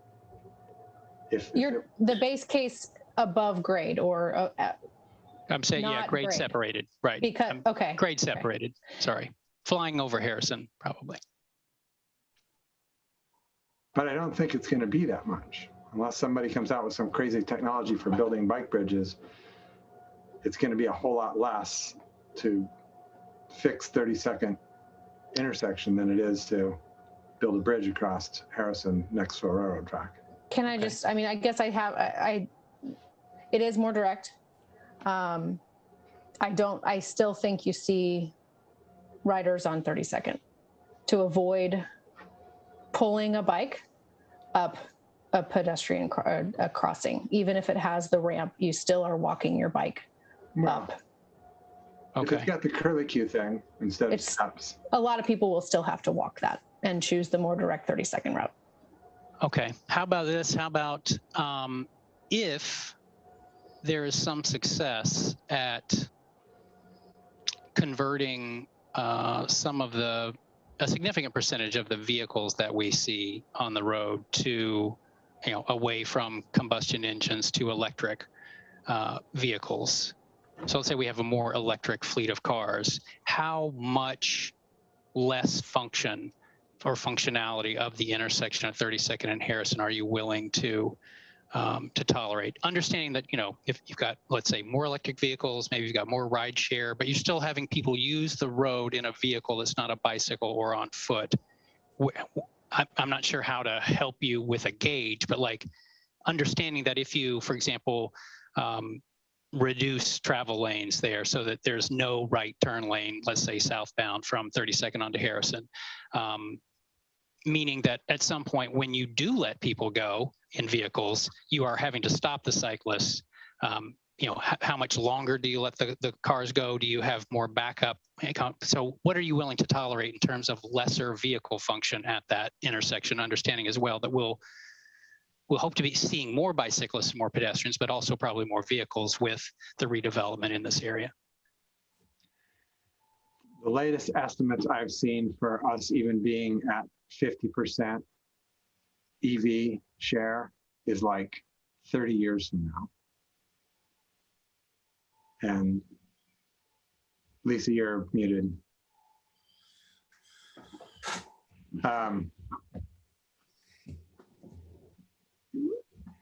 You know, this is a metro-wide thing. The cost to build out the entire bicycle system metro-wide is like $1 billion and change. And at current spending, at the rate we are currently spending on that, it's supposed to be something like 230 years before we build out the bicycle infrastructure. Whereas to build out the car infrastructure is somewhere in the $50 billion range, and they're figuring that'll be done in the next, whatever it was, 20 years. This is what I'm talking about. We're always prioritizing the cars, and then we wonder why we're not shifting the mode share. We have to start actually spending money like we intend to shift the mode share.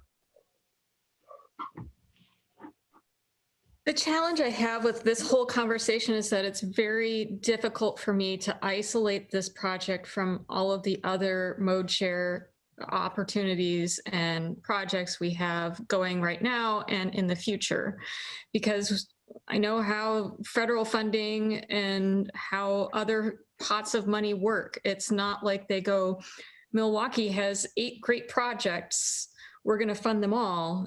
It ultimately ends up being, we have to choose which projects within our portfolio we are going to prioritize. And so I look at this and I go, yeah, it's silly to have to zigzag there. If I'm on my bike, we're talking about like 30 seconds difference in my time, maybe something along that. Anyway, that's not the point, Mark. That is not the point I'm trying to make here. Let me finish. Whereas if you're looking at safety concerns, I look at getting across 224 and it terrifies me. And I think about, okay, so are we going to try and spend money to get over Harrison, which yes, is not a safe crossing, but compared to 224 is less of an issue. And there are other options there. I'm not saying that is a trade-off between just those two, but when you ask that question, Brett, I just have a hard time isolating this project in the context of all of our other dangerous crossings and holes in our bicycle transportation safety network.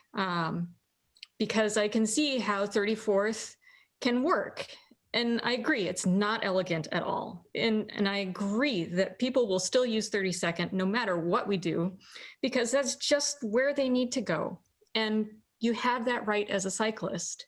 You have the right to be treated as a vehicle on the street. And for confident riders, that's an asset. You know, I'm comfortable in traffic. I'll do it. I also want there to be options that are safe for someone who is out there learning how to ride as a first-time bicycle commuter. And I also want there to be options for families. And I also want there to be options for seniors who may not be as confident. You know, I want there to be options for everyone.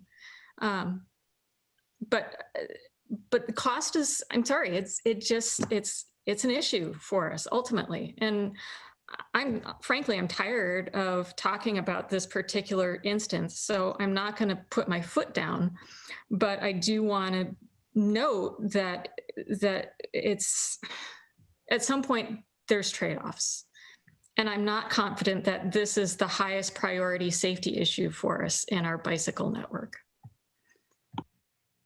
I ride this route 29th to Balfour, 32nd, 3 times a week going to work. And yeah, the base one, that would be a lot easier. But I agree with Council President Heise that, you know, I'm confident riding down that. Now, if my son was like learning how to ride a bike, I'd want him, and if it is, I mean, we're talking about a stop.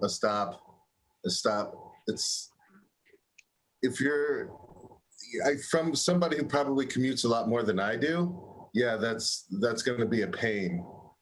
But how many people are going to be using this? And then who are the people who are going to have the biggest input in this? Are your everyday cyclists. And it seems to be, it's going to be a lot of money. And we just, I mean, Mayor, I hear what you're saying, but I think, you know, we gotta use a little, no offense, a little common sense in this, right? Like, this is what would be best. I mean, we don't live in a perfect world. We don't have the money coming in. I mean, it just makes more sense. You know, like they even on Bell and Johnson Creek, they even have that light that just is for bikes to go across Johnson Creek, and cars fly down Johnson Creek like crazy. I think we just have to make a good decision. And sometimes a good decision is hard, right? But that's my 2 cents.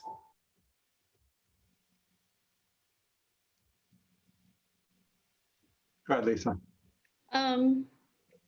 So I'm kind of agnostic on 1 versus 2. I mean, the beauty of 2 is that it, you know, it's inexpensive. We do it. It's an interim fix. To me, I don't want to give up on at-grade base case.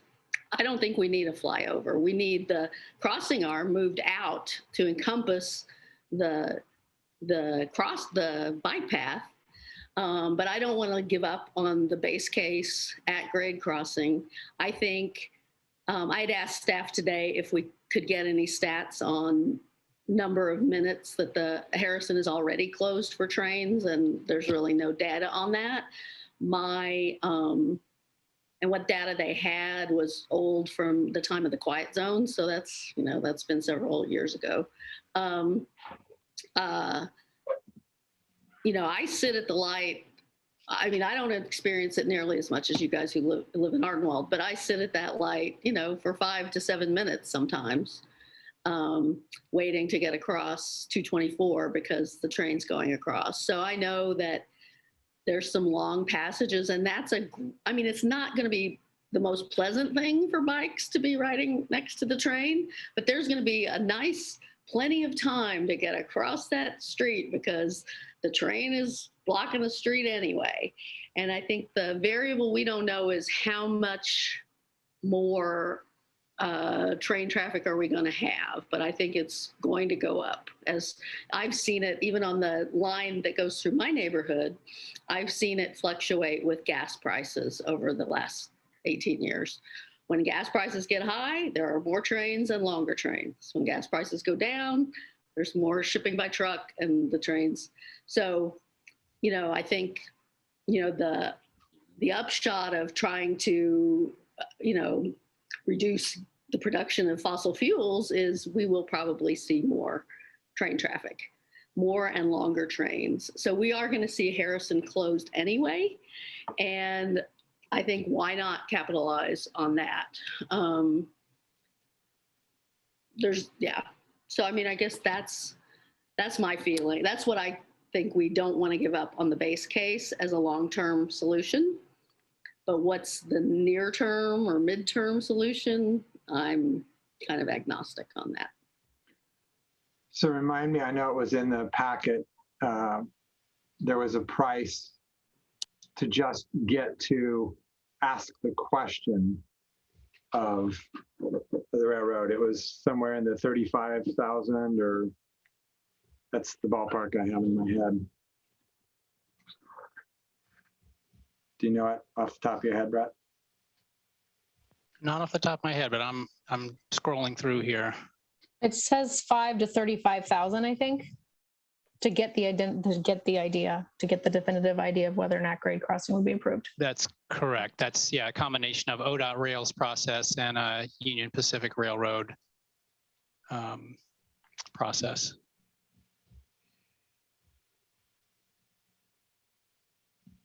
Kelly, enlighten us. Oh, no, I would just say that number is probably just the administrative process of giving something to the railroad. It wouldn't incorporate any of the time and cost and actually coming up with a design that then they could review. So there's more there. But I will just say, since you asked me, I like the way that Councilor Beatty just talked about near term and long term. That's kind of been the challenge that I've had throughout this is I feel like Brett's done a really great job at laying out some options to try to get us through this next, some near-term actions that you can take in 1 and 2. But I hear you saying in the long term, there's this desired outcome with the base case, and how could you try to move more towards that in the long term? Just processing that. I guess my concern is that once there's a solution, even if it's inelegant, then there'll be even less impetus for some city council at some point to say, yeah, we should spend $50,000 shortening this route by 4 minutes. And Brett, you can jump me in. I'm sorry if I'm wrong. Brett will correct me, but my worry is that you, in response to that concern, you don't have anything that you can act on for another 15 to 20 years, just because the scale and scope and size of the path you're heading down precludes those near-term options. So that's my concern. Was there a ballpark price to do the intersection at 32nd, to do a separated bike path at 32nd? I don't remember seeing one in the packet, but Yeah, I don't think we provided an estimate of the cost of path construction itself. I mean, there's the physical construction of a path. I think we more generally noted that there would be some cost involved with acquisition of right-of-way, assuming that you want to widen the right-of-way there. And I think we provided just I don't even know it was a number assessment. It was just the note that we probably need to get a real estate purchasing agent involved to figure out what it might cost to do some of the property acquisition.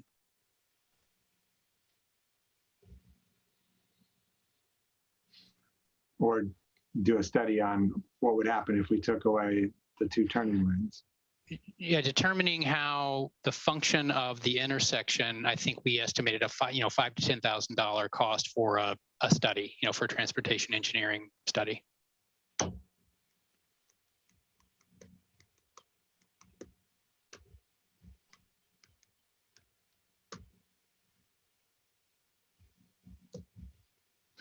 And so you'd be putting in some kind of a flashing light at Harrison and 34th.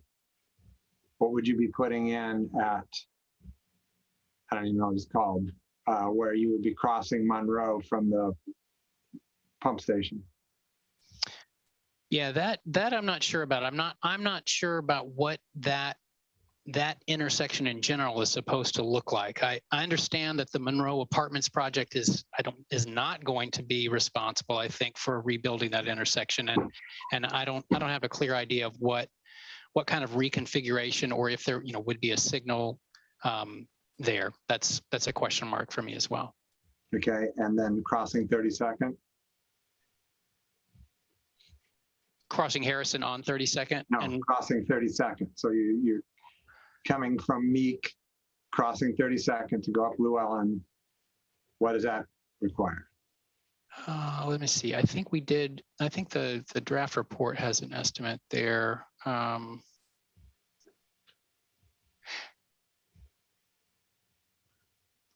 I think, yeah, it's saying, so that would be with a, what's called a rapid flashing beacon. So user activated, a median refuge, some ADA ramps.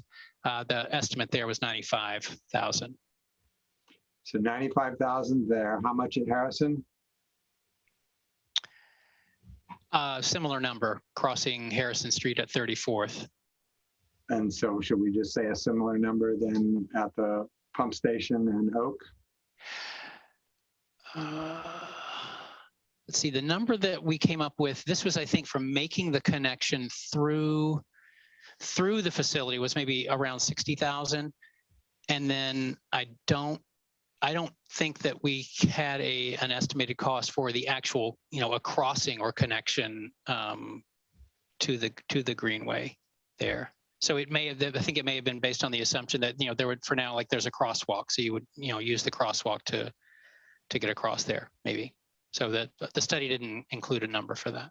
So somewhere between $250,000 and $300,000 for the cheap route. Well, let's see. I mean, we provided numbers in the conceptual design report that has an estimate of total construction costs for the different pieces of this. Now, some of them were going to be paid by the developer, and so those are zeroed out in the draft. But otherwise, the total construction cost was just under 500,000 for that option, and then there's some included like soft costs for design, construction management, and then a contingency, like a 40% contingency. So the total project cost for that, as estimated in the concept design report, was $883,000. And this draft concept design report didn't get into lining out similar costs for the other two options. But I think based on the assessment that we did when we were working through the scoring matrix, it was that this would be the cheaper option, and that redesigning and rebuilding the intersection 32nd and Harrison, in addition to whatever kinds of property acquisition you might get, would be far higher than that. And similarly, I guess the assumption with the base case was that it would have to involve a separated crossing. So which it wouldn't if you could get permission, but both of those costs were not stated in the report. So if we're going to be making the decision on this concept that it's going to be a lot cheaper to do this, we need to know actual numbers, because if we're talking orders of magnitude, you might have an argument. If we're talking twice as much, then I don't think it's an argument. So I'm, like I said, when I called you this afternoon, I am still utterly not convinced that this is the way to go. And I need to see, yes, Kelly. Sorry, and this is the last thing I'm gonna say, because Brett knows this way better than I do. I will just tell you, you're asking orders of magnitude, just generally speaking, what you would be doing in terms of rapid flashing beacons and crossing of smaller local streets in option 2 is always gonna be orders of magnitude cheaper than rebuilding the entire intersection. It is, to me, that actually does, that makes sense, just on a gut level of what projects cost. So I think that is why you're seeing, yes, you have more crossings, but they're on lower volume streets. Therefore, the treatment you would have to do there is quite a bit less than rebuilding the intersection. And I think that's what they proved out, but I'll stop. What lower volume? We're crossing the exact same streets, only we're crossing them more often. But yeah, at different locations, though. Sorry, Kelly. No, yeah, Brett said it right. It's not at the intersection at 30 where you would really need to rebuild there to make it all work. That starts to jump up your costs when you have like all the different traffic movements coming in.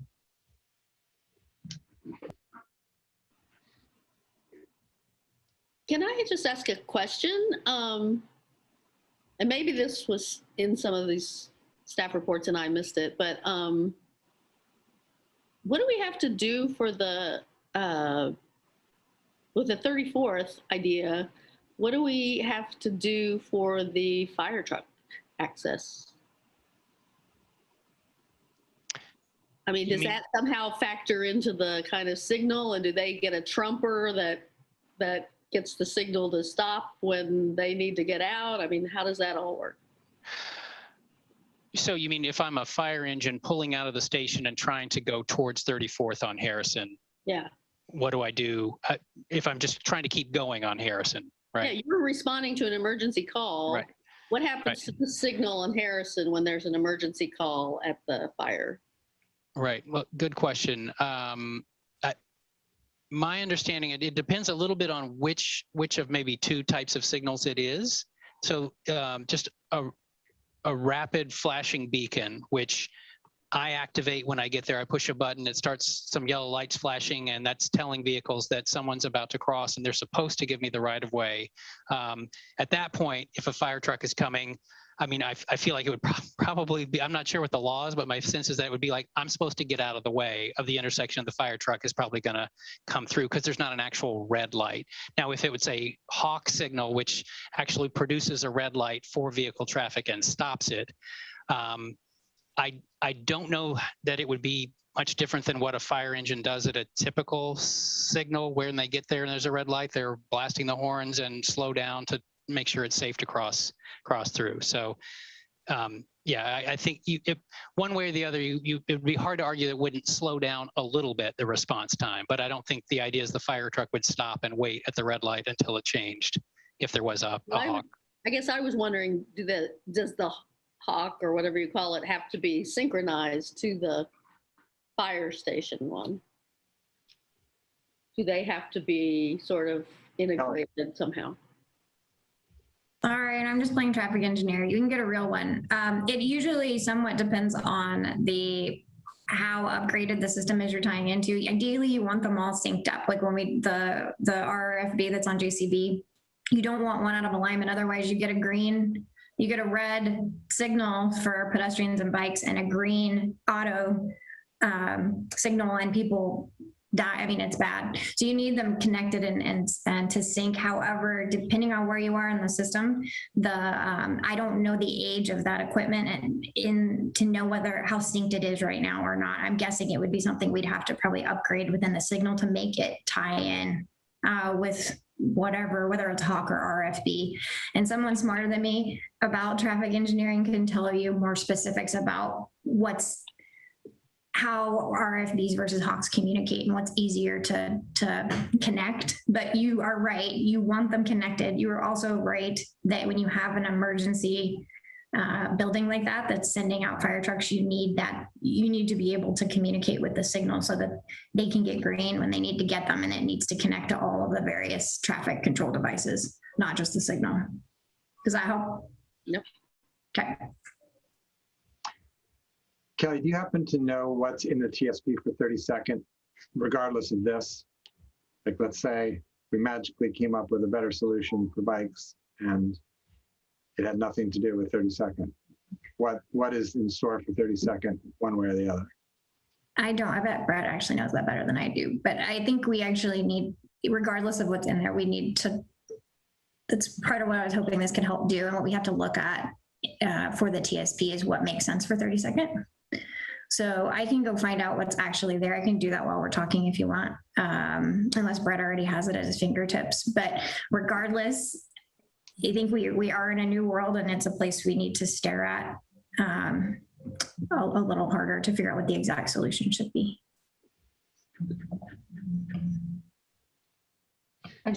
Mayor, I just wanted to add, so we've had this conversation. I believe this is our third meeting, maybe fourth. And I don't think that staff's going to come back with a significantly different answer that will shift things dramatically from their recommendation. Council gets to choose this. If you all want to make a choice for base or for option one, you can.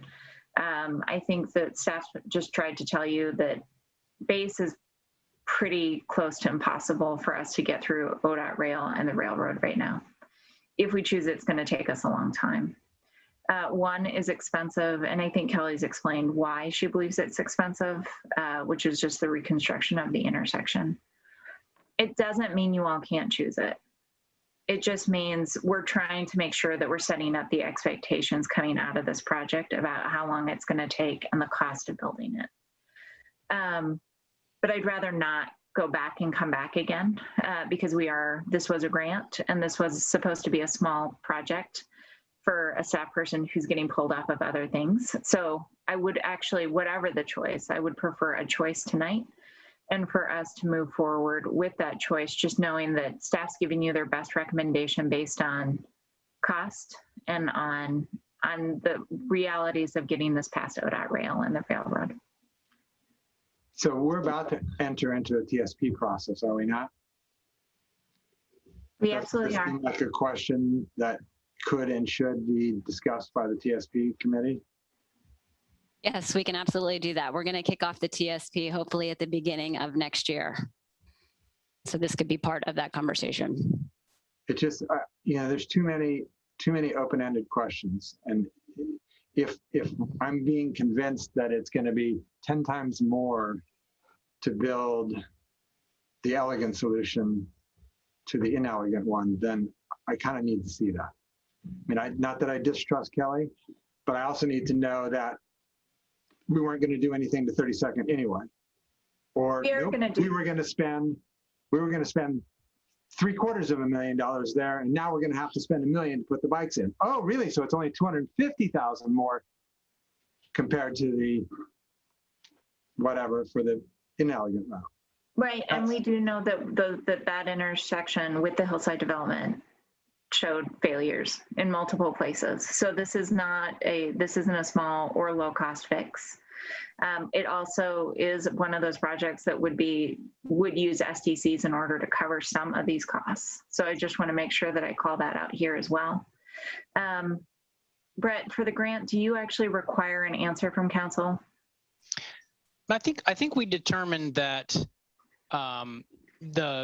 as far as DLCD is concerned, I think they think that the consultant has done what they were asked to do as part of the scope of work and has delivered a product. I mean, ideally, we were hoping that council, whatever the recommendation was, would adopt what had been provided, so that there could be kind of more of a tidy ending to it. But in terms of the grant, I think the work that we're supposed to have done has been done. That doesn't mean that council has to stop talking about it, but for the grant, I think we're done.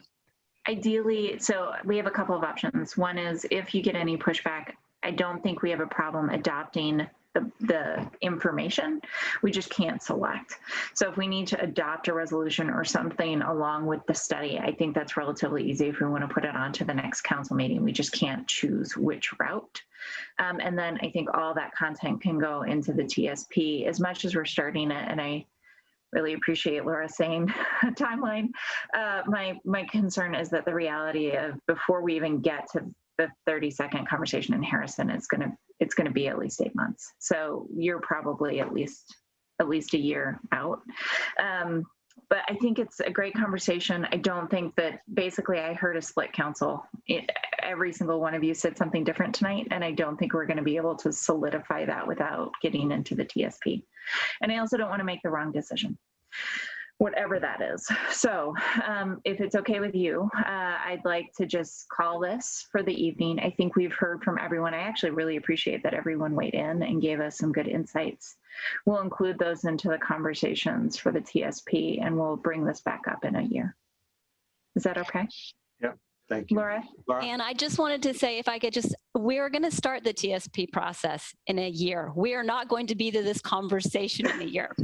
Just to be clear. Okay. No, I love this that. conversation is down the road, probably at least a year and a half into it. We have to kind of do an assessment baseline anyway. So it won't be as soon as you think it will be, this conversation. But we have some good information and we'll feed it in. And I trust that Laura's team's got this, and she and Brett have now had a lot of experience at this intersection for that discussion. So yes. Sorry, if I could just one note is that it's possible that the only small ship that is sailing is ironically the Providence Milwaukie project ship, their redevelopment at 34th and Llewellyn. That appears to be potentially of everything happening in this area, the one that will happen first. And, ideally, a hope was that if it was clear, and it feels like it's not, that option 2 was the way to go, and there were to be some kind of, we're obviously not able to change the TSP at this point, but but if there were to be a plan that was adopted that indicated that this was the route that was preferred, that it provides a little extra leverage when that development happens to say, part of your street improvement should be something that helps make this bikeway an option. It's not clear exactly yet when that project will be submitted for development permits, but that is the one thing of everything happening in this area right now that is probably the most imminent, and that it would be or would have been the most useful to have if we'd been able to get to a clear decision to say, we do want you, developer, to do something now. Well, to my eye, the only expensive part right around there is the crossing of 32nd between the hospital and Hillside, which is, you keep telling me, is going to happen anyway for pedestrians. So there you go. That's the thing for them to fix so that their people can get across the street for the bus. Or if a design solution for Llewellyn ended up being that you should have a separated path on, let's say, the north side of Llewellyn between 32nd and 34th, there would be an opportunity to get a portion of that with the Providence development, but that's not the entire stretch between 32nd and 34th. So I'm not saying to put pressure. I'm just saying, just to be clear, that it may be that we determine later that we missed an opportunity, however small, because that is obviously just one small part of the larger route. So just for no, and I really appreciate that, Brett. It may even be worthwhile for us to talk with Providence. They have been exceptional partners, and see if there's a way for us to build this in, even without it being in the plan for future use, just general access, whether or not it's a bike route. So you have done exceptional work here. I do want to just call out how much I appreciate the amount of intelligence and focus that you put into trying to figure this out. I think it was well worth it. And I think we've got some great information, and we're gonna bump it into the next project. But I think for tonight, we're still done. All right. Excellent work. Fair enough. Thank you all for all your comments and discussion. Appreciate it. Thank you, Brett. All right, legislative and regional policy issues. Anything? Hi. I don't have a presentation. I just wanted to give you an update on capital construction, a conversation I had with Senator Taylor's office, and then I know that Councilor Beatty had an item, and I was going to make sure check in with Council President Heisey, see if she had anything that we needed to talk about here tonight, transportation related, and then Ann, I'll come circle back with you just to see if there's anything we need to touch base on with parks. But I also have something to add to the discussion tonight. Great. My apologies. And Councilor Nicodemus, do you have anything? Okay. So capital construction, when we did the Monroe update, I flagged that we had the $2.8 million lottery bond request in, but I wasn't quite sure how best to advocate. I had a follow-up conversation with Senator Taylor's staff, and she has suggested that we send communication to the co-chairs of Ways and Means. It is in the capital construction subcommittee. And I have some verbiage that I just haven't had a chance to write it up today, but I was hoping to get that over tomorrow or Thursday. It can be a council letter or a mayor's signature, whatever you prefer. They have a capital construction subcommittee meeting on Friday. It's not a situation where I'm going to be referencing a specific bill and saying, please put it in this bill. It's just, hey, we have an ask. It was submitted by Senator Taylor. We're still really excited about it. They seem to think that actually would help, just because things have gotten so chaotic with all the different fund types. That anything we can do to draw attention to that would be helpful. So if you all are okay with that, that would be great. Oh, sorry, Councilor Beatty. Is that just Monroe? That's not the ask we also put in for Milwaukie Bay Park and Trolley Trail? I was planning to put just them, this is up to you all, but I was proposing to focus on Monroe because it's the big one. So the Milwaukie Bay Park one was 425,000. Monroe was 2.8. And because we have the other fund requests happening on the parks, I was trying to keep parks and transportation separate just so I don't end up with confusion on accident. My understanding is all of this money is ultimately going to roll up into the same bill. So you're going to have the lottery backed bonds, which is where Monroe and the trolley trail piece was sitting. And then you're going to have the ARPA discretionary dollars that came through the legislators themselves, the named projects. They're going to be in different sections of the bill, but rolled up into the same bill. And so I was trying to not mess things up on parks. So I was just focusing just on the Monroe piece, but I don't have to. I can do whatever you all think is best. What I do want to make sure that I do is get it in this week, regardless. Who chairs that subcommittee? They told me to send it to the actual Ways and Means chair. So they said send it. She suggested that I give it to Senator Johnson and Steiner Hayward. And then I was going to copy the capital subs, which I don't have their names off the top of my head. But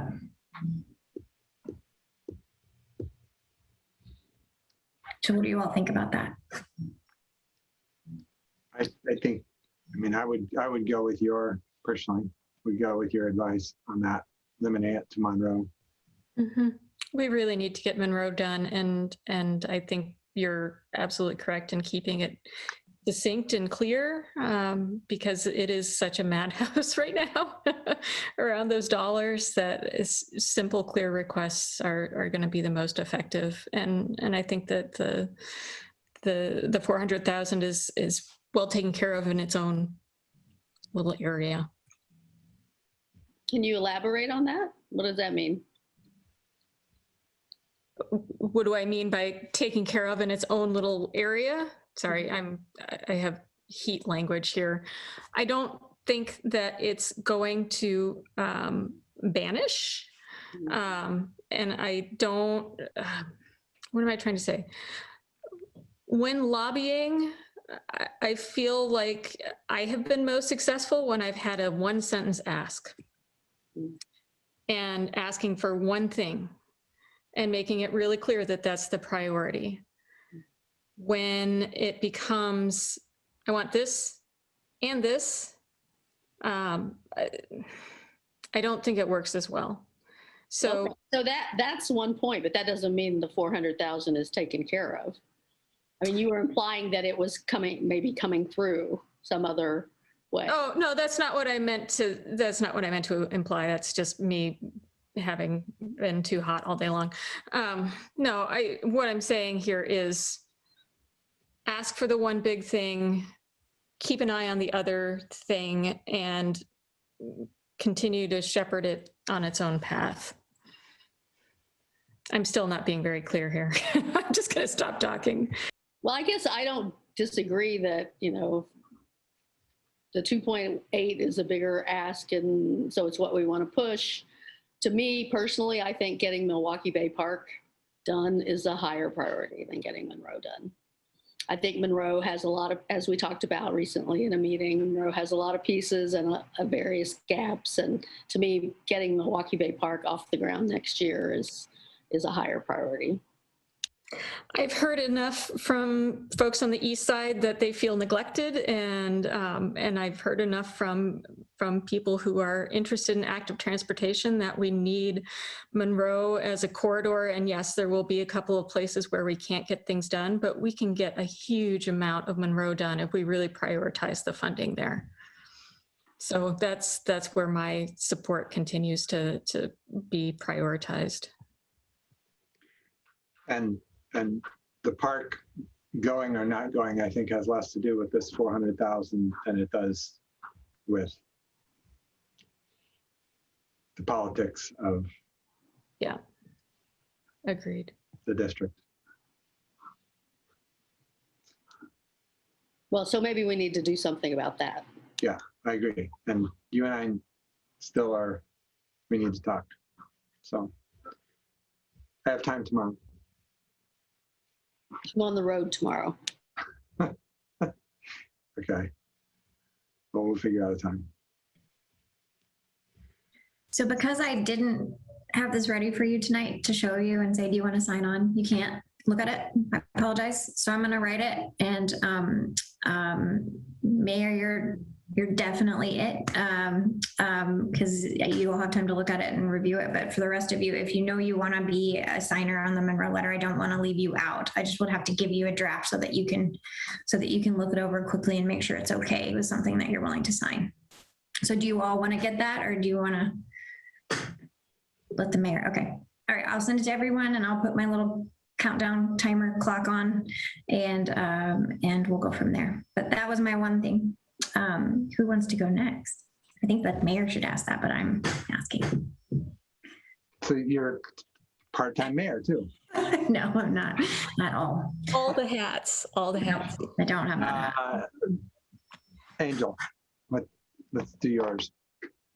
Sure. I think mine should actually be pretty easy, but I did want to take a moment because Councilor Nicodemus, you weren't on council when we had this discussion previously because it's been so long ago. But so Water Environment Services, the advisory committee that I serve on, is advisory to the Board of County Commissioners for our wastewater treatment services. They operate Kellogg treatment facility.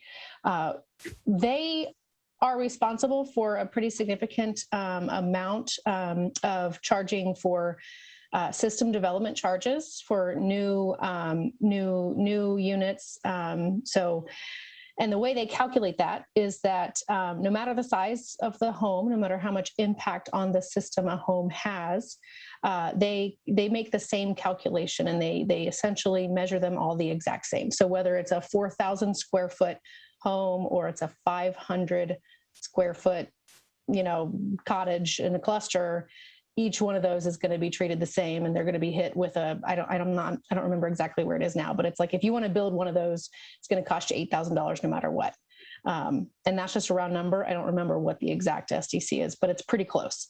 The advisory committee has suggested a new methodology for calculating that equivalent dwelling unit, EDU, for SDC system development charge, to be a scale, so that, in their current recommendation, they don't go below 800 square feet, which I think is a missed opportunity. They do call out ADUs separately, which I do think is an improvement. And then they essentially have bands. I think they're in 5. It's a band of 5. So it goes basically like from 0.7 of 1 EDU for the low end at 800 square feet up to 1 point, and hold on, I can actually pull up what the high end it is, but essentially something less than 1 and on the low end, and then something, a multiplier of more than 1 on the highest, the largest homes. We have, and I've had this conversation with council before, where I've been able to take back a message to the advisory council in support of that process, but even advocating for a little bit even more nuance. So a further gradation of the bands. They didn't get there, so I would suggest that we write a letter supporting what we did end up coming to. I made my case every time we had the discussion. I'm sure that, the folks that don't believe in this methodology were sick of hearing from me, but at least we got them to this point. So I think we should support it. I think we should write a letter saying thank you for helping us in implementing, because this is part of, addressing the high SDCs as a barrier to the construction of affordable housing is something that is in our own MHAS, our Milwaukie Housing Affordability Strategy. So it's in line with that. And I would just ask that I will draft a letter basically along those lines, thanking them and just saying that we approve it. Unfortunately, I did not have time between the time that I learned about the rulemaking process. Apparently it's been in draft. We didn't get a notice that they were asking for public participation on whether or not to adopt the new rules. But I imagine, that we've still got maybe a couple of weeks to get something submitted. I'd like to go ahead and get the letter in as soon as possible, because I do know that their formal process for collecting community input on that new rule has closed. Thanks for your advocacy at that table.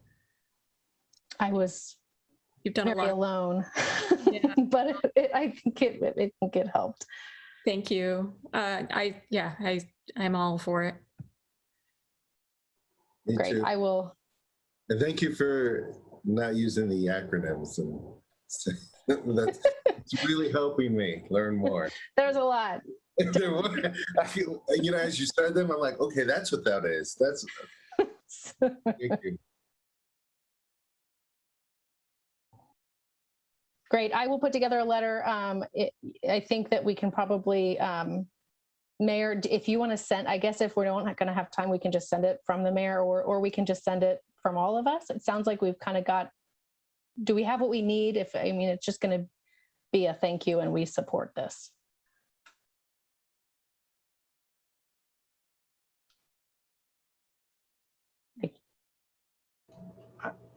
Either way, it's fine with me. Okay.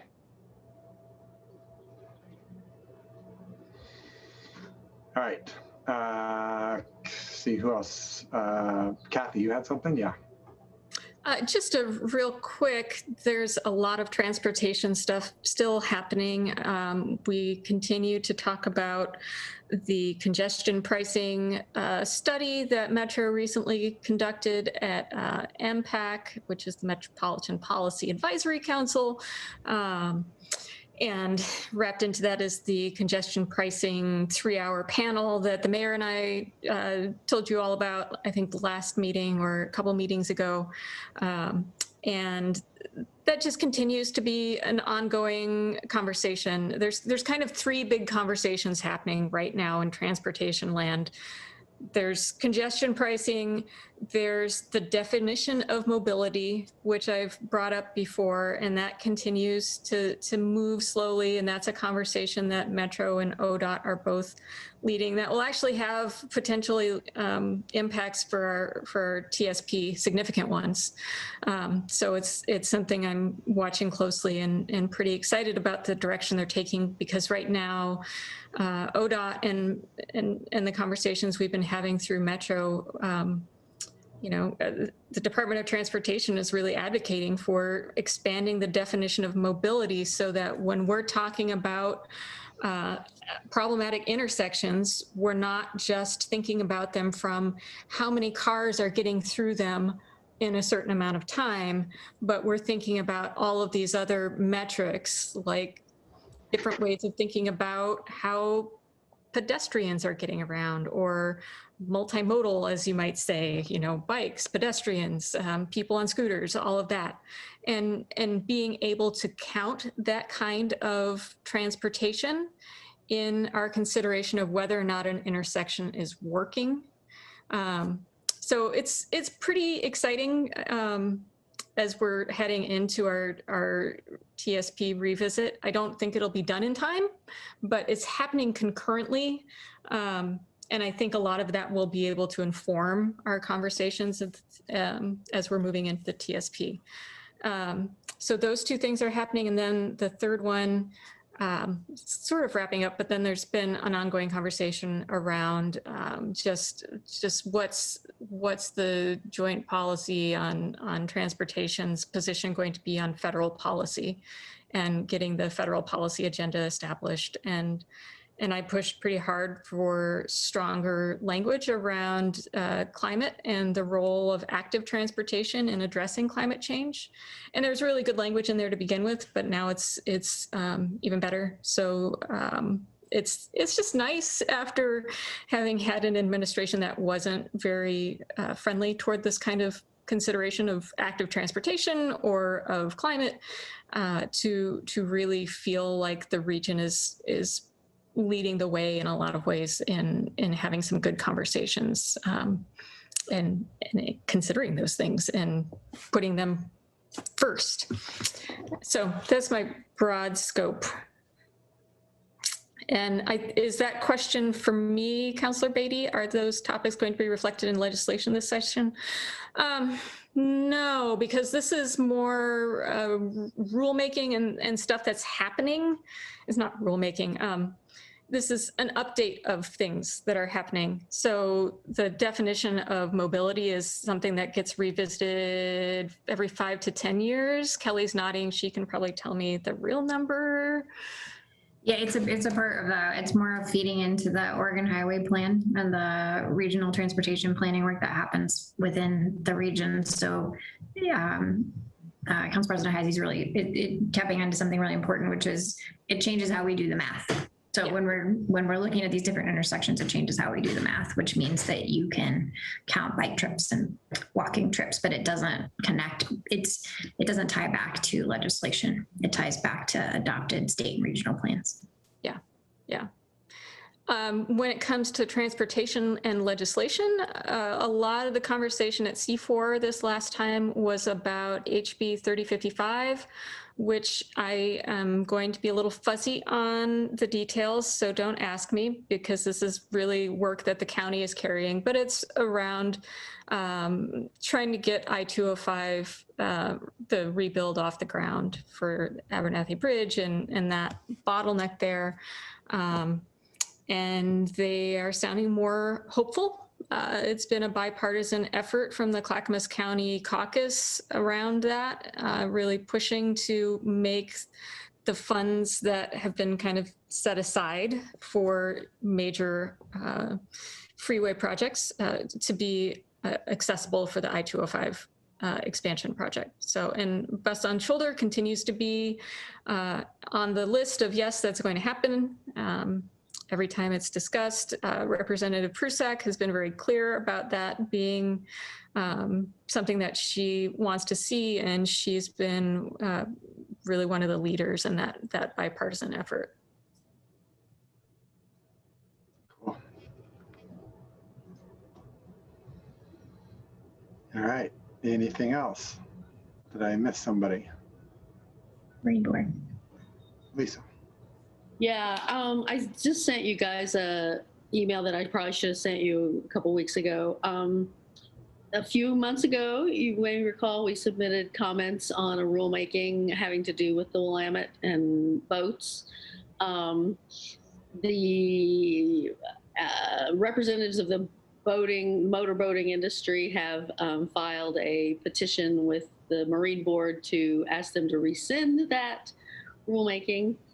The Marine Board sent that petition out for comment, and comments are due by next Monday. We are actually cited in their petition because they claim, you know, they have several grounds that they think the Marine Board violated different Oregon rules, and one of them is about notice to affected parties, which was, of course, part of our comments, was that we got no notice. So they actually cite to that in their petition. So I had initially thought we might want to resubmit our comments. We obviously don't want to resubmit the same comments we submitted before. The question in my mind is whether we should bother submitting anything at all, or whether we think it'll just die its own death because there was enough of a coalition behind the rulemaking. Plus, it didn't. You know, it's an improvement in terms of the wake boats and some of the prohibitions. It's not a great improvement for the Clackamas County stretch of the river. It's a very Multnomah County centric rule. I have friends who were out kayaking yesterday south of Elk Rock Island and had run-ins with boats and jet skis. So, I mean, anyway. My inclination is not to submit anything, but I didn't want to do that without giving other people a chance to chime in, or at least know about the fact that this is happening.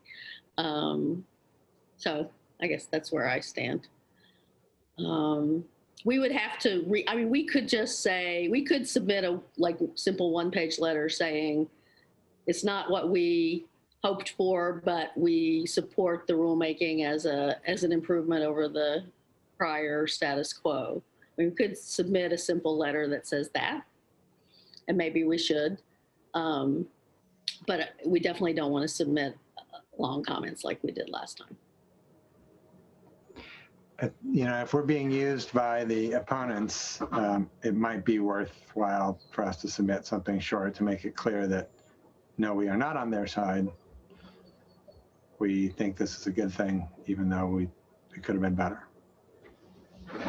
Well, so here's the problem. I'm leaving at 9 in the morning. So if we're going to do something like this, it's going to have to fall to somebody else to write, because I will not be back before the 6th. So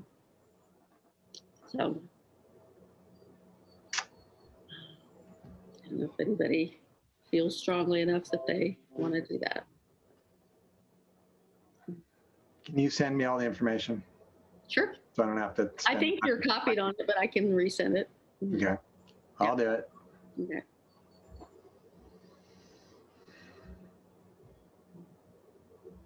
That's it for me. Okay.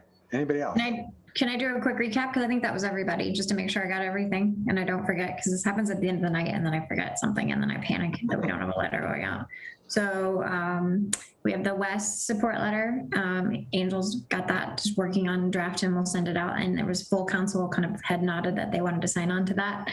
We have the Monroe letter, which I am drafting and working on. I will send that out either tomorrow, tomorrow or Wednesday or Thursday early.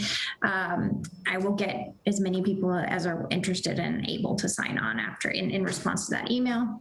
And then we have the Marine Board letter, which is going to be the mayor to review the information. And if you have time to put something together that just is really simple and states that something's better than nothing.